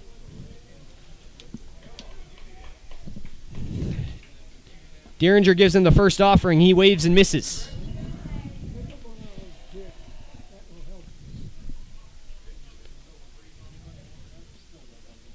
Gerald Buchanan is on deck. 0-1, another swing and miss. Deering down 0-2 on 2 pitches. Waste pitch there from Derringer.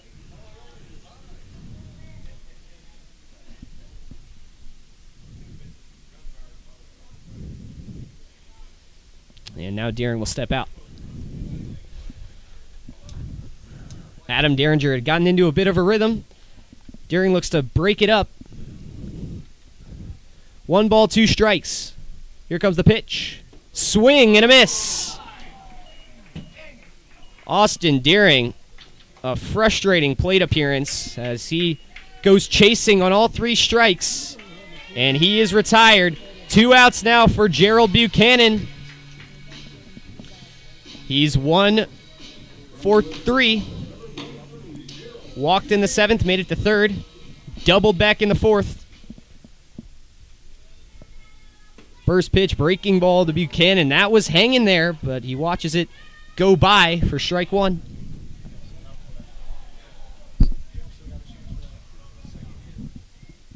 0-1 pitch, and that's off speed that misses up high. Both dugouts on their feet along the fences. 1-1. Breaking ball in there for strike 2.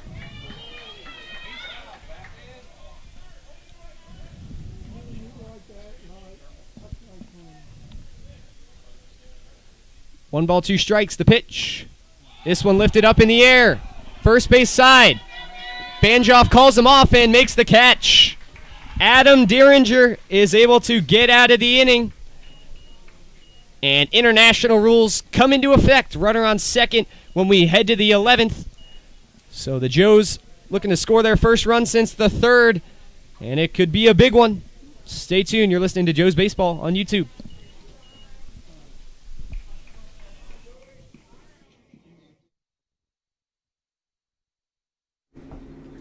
ADG Services is Hamilton and Fairfield's most trusted painting contractors, offering deck staining, sealing, and waterproofing, as well as drywall texturing and exterior and interior painting, as well as many other services. ADG Services is your way to go for all your painting needs.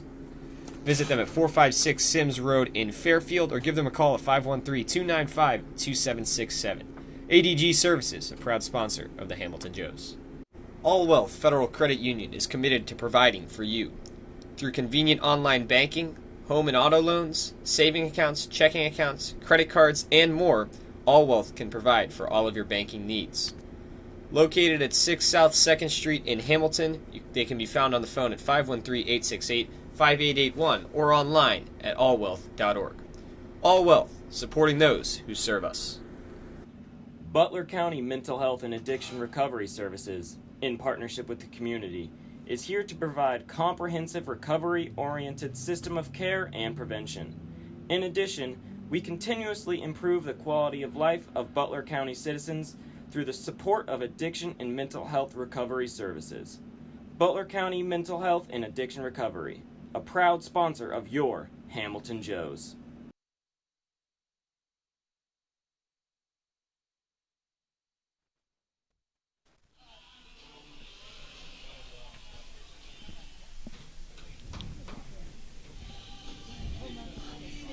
Top 11. The Hamilton Joes and the Richmond Jazz tied up 3-3.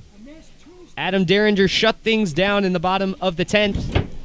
And now his team has a chance to take the lead. There's a runner on second. That's Cole Becker. International rules are in effect. Here in the 11th, the batter is Dalton Miller. Squaring for a bunt. He pulls it back. Runner goes. And the throw is just offline. Yeah, he missed the tag, too, over there at third. Gutsy play from the Joes. Took a gamble, and Becker swipes third. How about that call from Tyler Thaman? The infield came in, and then after Miller pulled back the bunt, Becker reached third. The 0-1 pitch is smoked out to left, but it's foul. Dalton Miller 1 for 4 today. He popped out in the 8th inning when the bases were loaded, and then in frustration he snapped the bat across his knee, so he has a fresh new lumber up there at the plate. The 0-2 pitch misses down and away. 1-2 the count. Miller just got to put this in play now. Popped out to the catcher in his last time up.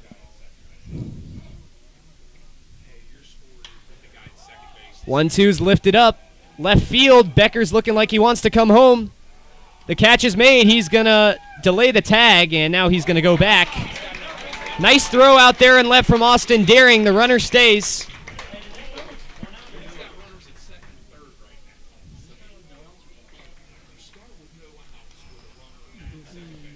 So Braden Owens will head back to the mound. There's one out.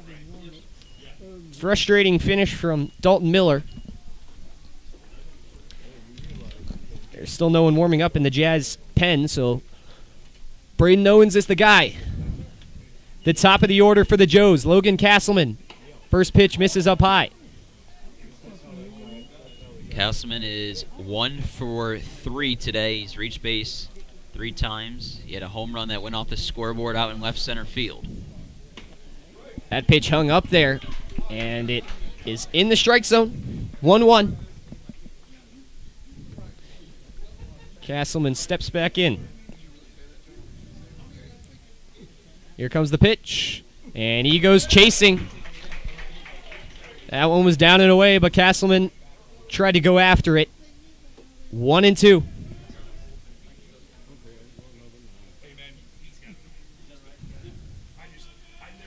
Here comes the pitch. Breaking ball outside. Castleman doesn't bite. Count even 2-2.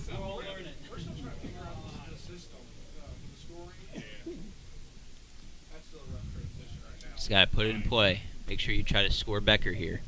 The 2-2 pitch. Castleman waves and misses.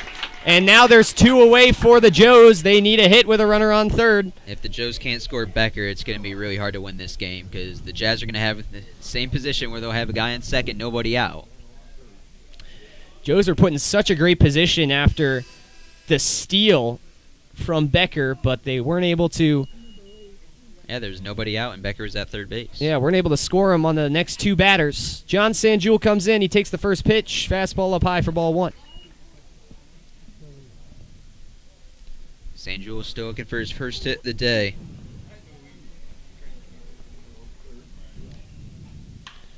And he lifts this one up. Over to short. Chatham comes over, and he makes the catch. The Jazz get out of the inning, and they'll have a chance to walk it off. All they need is a single to do it. There will be a runner on second in the bottom of the 11th when we return. You're listening to Hamilton Joes Baseball on YouTube. Bridgewater Falls offers guests a unique shopping experience with more than 30 shopping destinations, including Target, JCPenney, Ulta, Best Buy, Michaels, Dick's Sporting Goods, and many more. Bridgewater Falls also has a wide variety of delicious dining destinations. From burgers to pizza to sushi, experience all the flavors of Bridgewater Falls. Bridgewater Falls is located just off the Butler County Veterans Highway, Ohio 129, at the corner of Princeton Road and Bypass 4. Come experience a great shopping, dining, and services in the heart of Fairfield Township, Ohio. At Brown Dawson Flick Funeral Home, we don't just care for the recently departed. We serve those who held them most dearly. Our families have known since 1935 that they can count on our honest and respectful staff to provide only the highest level of service. The kind of service that you can't get just anywhere these days. We invite you to explore our site to learn more about Brown Dawson Flick Funeral Home at browndawsonflick.com. A proud sponsor of your Hamilton Joes. Carefree Heating and Cooling is an AC service in Hamilton, Ohio you can trust. When you are looking for a quick AC repair in Hamilton, Ohio, turn to the professionals at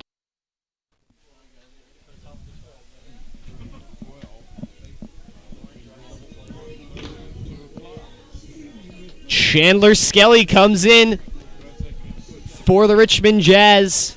There's a runner on second. Tied up 3-3 as we begin things here in the bottom of the 11th. Skelly is 0 for 4 today. Yep, the Joes, it's probably going to cost them. They had a runner on third, nobody out.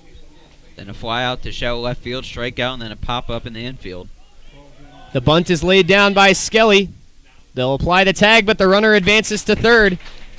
So now, with 1 out now, a hit to the outfield could potentially do it. Bradley Fleener, who singled in his last attempt in the 9th inning, comes up. Adam Dieringer's got to be pretty much perfect here. Infield is in for the Joes. The first pitch. Breaking ball in there, strike 1.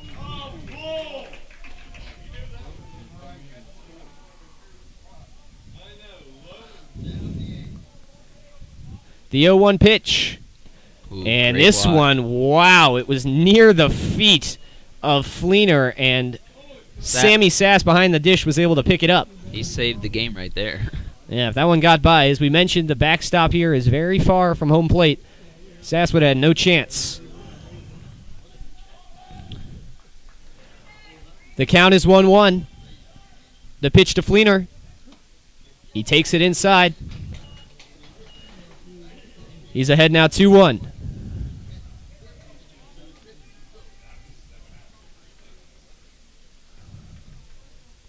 Next pitch on the way, wave and a miss.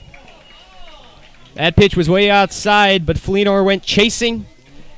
And now the count is 2-2.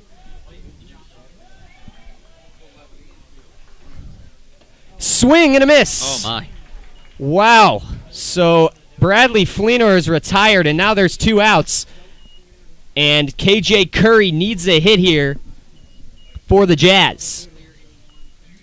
KJ Curry is 0 for 3 today. He's reached base twice on a walk. Now with 2 outs. 2 outs, the inning can return to their normal positions. First pitch, grounded foul.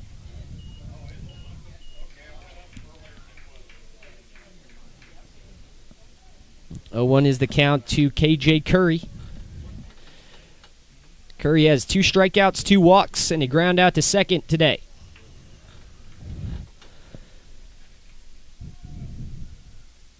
Oh, 1 on its way. It's hit well out to left field. Going back and making the catch is John Sanjul at the warning track. How about that?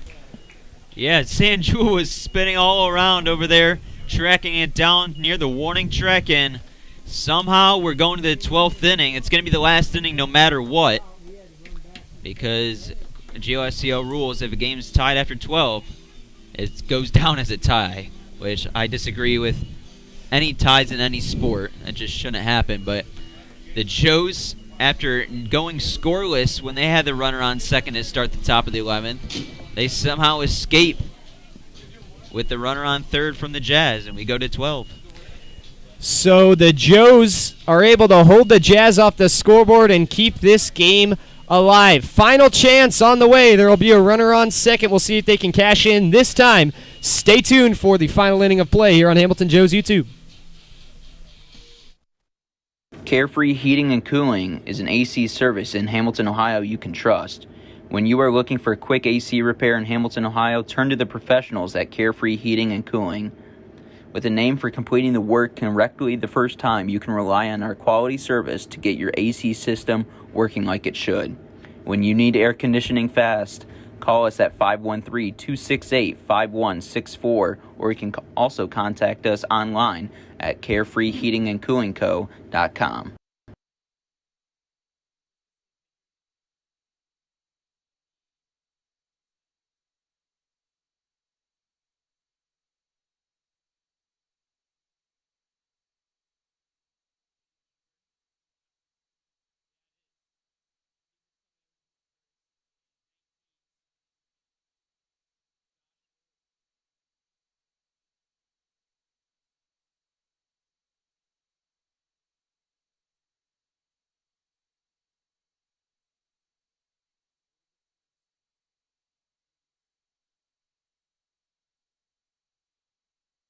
Joe's fans, Chatterbox Sports is your home for high school sports all across Butler County. For live events, exclusive interviews, podcasts, photos, and more, visit chatterboxsports.com. Also follow them on Twitter and Instagram at CBoxSports. For over 100. The final inning of today's game is on the way. New pitcher in for the Jazz, and it's the first baseman, Ben Huber. He comes up to the mound after a couple scoreless innings from Braden Owens. Josh Ohl will take his spot and sub in over at first. John Sanjul is on second for the Joes. This is their final chance to score a run here, as GLSCL games go down as a tie after 12 innings if it's still tied. The batter for the Joes is Leighton Banjoff. Sanjul's on second base. From the stretch, the first pitch. Banjoff hits this one well, but foul.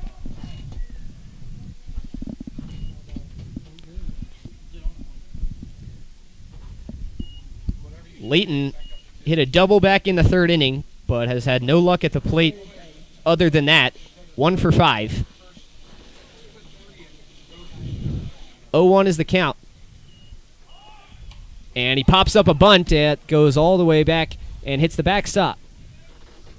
So he got the bunt signal. Unfortunately for him, he wasn't able to get it down. And now with 2 strikes on him, he's going to be swinging.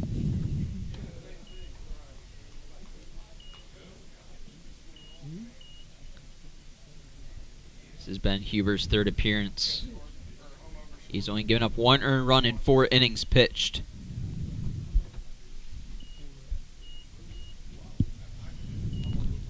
He gets the signal and sets. The 0-2 to Banjoff.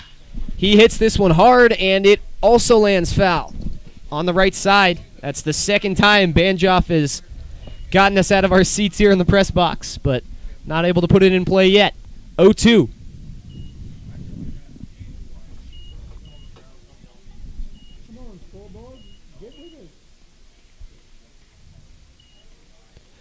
The pitch. Swing and a miss from Banjoff. He's retired. So Banjoff has to go back to the dugout. And now coming in will be Sammy Sass with 1 out. Sass 2 for 5 with 2 singles. He had a loud single in the 10th inning. Hit one off the very top of the wall in left field. Almost got out, but was just short. It had so much speed on it, it kicked off the wall and only let him get to first. He takes the first pitch in there for strike 1.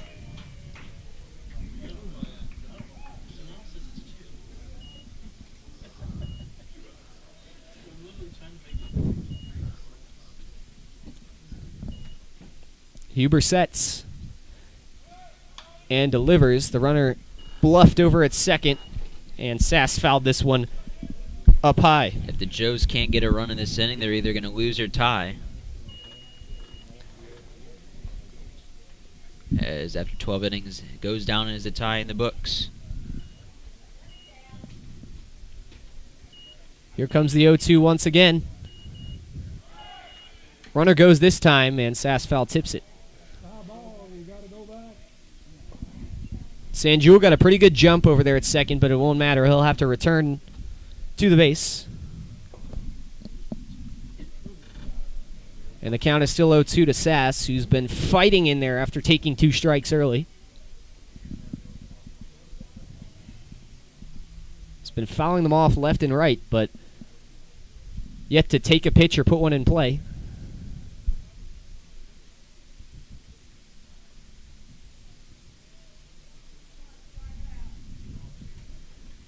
Crowd silent here from McBride Stadium. Huber from the stretch. Delivers the breaking ball that hung up there, and it's hit into the outfield. Sanjul round second. This one dies in left. He will score easily. What a big hit from Sammy Sass with 2 strikes on him. Oh my, Sammy Sass with a huge clutch single into left right up the third base line. And now the Joes have their first lead since way back early in this one. And more importantly, with Sass hitting that single, they now have a chance to win this game. But the inning's still going on. 1 out to Luke Arnold. The Joes can extend their lead. And the Jazz will also have runners on second, so it's just worth noting. So if you're the Joes, you'd love to add on to this 1-run lead. Arnold swings and misses at the second pitch, so that evens the count at 1-1. It's the 6th at-bat for Luke Arnold today. He's got a lot of pop. 1 for 4. He's done all sorts of stuff. Yeah, 1 for 4. Fielder's choice, single, sack, bunt, couple of strikeouts. The 1-1 misses up high, and so now he's ahead. Hitters count 2-1.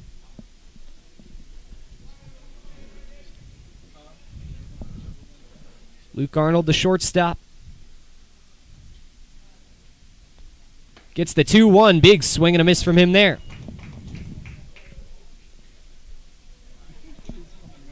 Tyler Henriquez was walking towards the plate because he thought that Arnold struck out, but Not there's gonna lie, I thought he did there's too. only 2 strikes on him. I thought he did too, but good thing I'm wrong. He gets one more chance. Here it comes. That one zipped in there just low. Full count now with 1 away. Let's see if Sass will be on the move on this 3-2 count. There's only 1 out.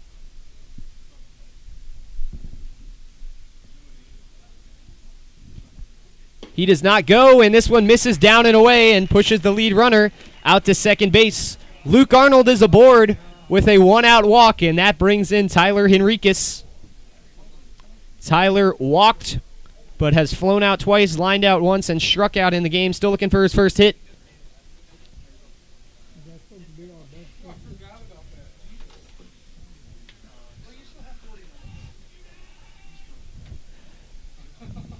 Huber sets.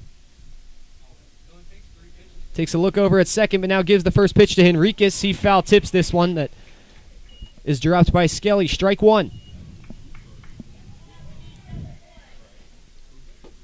The wind has died down. Tyler, a righty, would have to pull that one over pretty hard in left.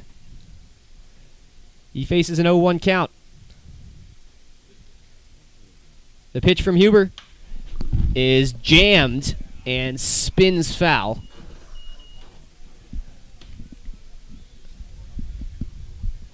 Henriquez is behind 0-2.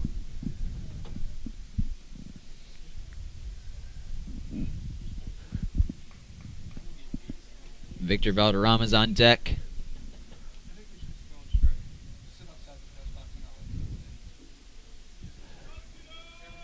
The 0-2 pitch.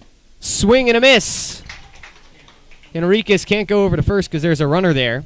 And so there's 2 away. Now Victor Valderrama needs to get the clutch hit for the Joes. Runners on first and second with 2 outs here. Huber throws gas. You got to be quick up there at the plate. Yeah, Henriquez was behind on a couple of those during that at-bat. Victor Valderrama. We've seen him walk off for the Joes before. Now we'll see if he can give them some insurance in the top of the inning. First pitch to Vic. Right down the pipe. Strike 1.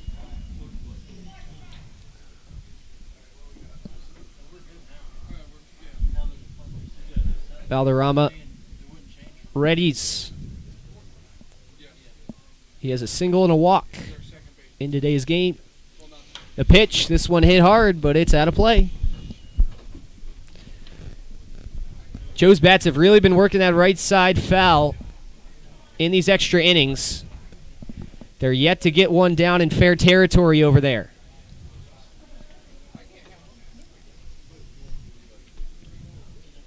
The 0-2 to Valderrama. Swing and a miss.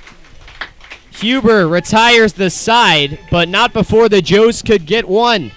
They'll have a chance to win it for the Jazz. They need to score that runner on second. The bottom of the 12th is coming up. Joes lead 4-3. 130 years, Coca-Cola has been guided by a spirit of creativity, innovation, collaboration, and love of community. The next time you come to Foundation Field to watch a Hamilton Joes game, do yourself a favor and get yourself an ice-cold Coke. Coca-Cola, proud sponsor of the Hamilton Joes. Are you switching or looking for a new bank? First Financial Bank is the perfect fit because they put you first. Their 3 goals is to stay flexible to serve your needs, invest in the community financially and personally, and they tailor their services to your needs. First Financial Bank. When it comes to managing your money, they make it easy, fast, and secure. Come curious and leave inspired. The Fitton Center for Creative Arts isn't just a building, it's an experience. We are a nonprofit community arts organization that has been a part of the Hamilton community for over 20 years. Visit us soon to see what we have to offer. Learn something new in one of our art classes or workshops that are open to students of all ages. Be enthralled by extraordinary musicians, actors, and dancers at one of our live performances. Stroll through our remarkable art galleries or reserve one of our diverse venues for your special event. Become a part of the Fitton Center and redefine the way you experience the arts in Hamilton. Kettering Health Hamilton at Fort Hamilton Hospital, founded in 1929, is dedicated to providing Butler County with community-focused health care. With skilled specialists and cutting-edge technology, they feature advanced wound care, emergency care with a Level 3 trauma center, heart and vascular care, maternity care, and orthopedics and joint replacement. Visit them at 630 Eaton Avenue in Hamilton or give them a call at 513-867-2000 for all of your healthcare needs. The Joes take a one-run lead in the top of the 12th. The final inning is on the way. There's a runner on second. That's KJ Curry. Tyler Borges comes in to make his first plate appearance after subbing in for Leandre Turner. He will lead things off. Adam Derringer still on the mound for Hamilton. First pitch was a bunt that he pulled back. He takes for ball one.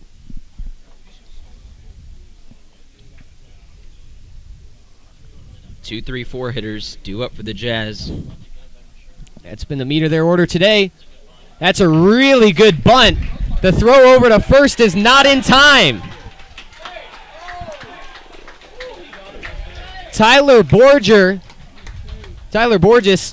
is in with a bunt single. The throw is made over to third, but it was not in time, and now there's runners on the corners here. Cale Chatham at the plate.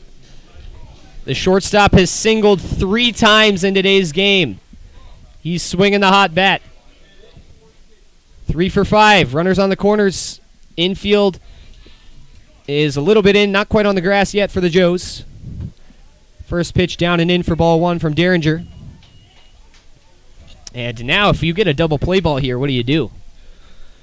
Try to get the lead runner and go home or risk it? I don't know.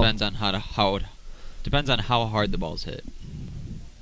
The 1-0 pitch. This one's hit well way out to center field. Backtracking is Castleman, and it is down and will one-hop the wall. It's over. 1 run will score. Here comes the second, and the Jazz walk it off.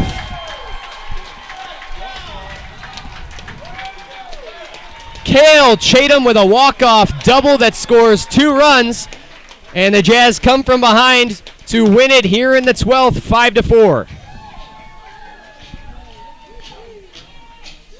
Yeah, Derringer can only do so much. He had a good 2 innings and then just kind of crumbled here in his 3rd inning of work tonight.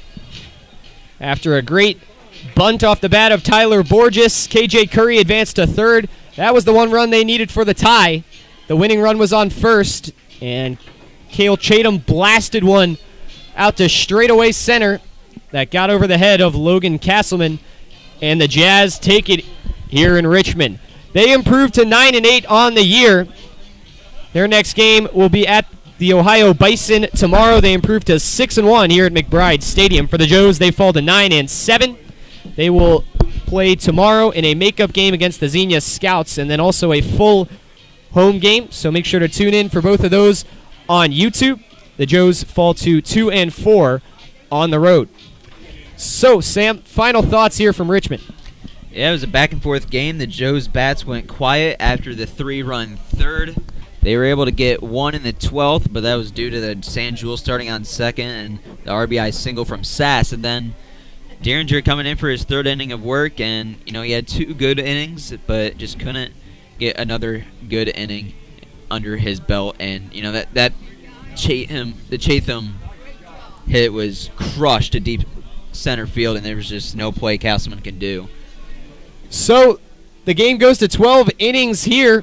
We saw all kinds of stuff. We saw home runs and ejection, extra innings, but unfortunately for the Joes, they come out on the short side. 5-4 is your final. We'll see you tomorrow. Scouts and Joes, 2 games, makeup, and a full 9 innings. Sam and I will have the call right here on YouTube. Until then, so long from Richmond.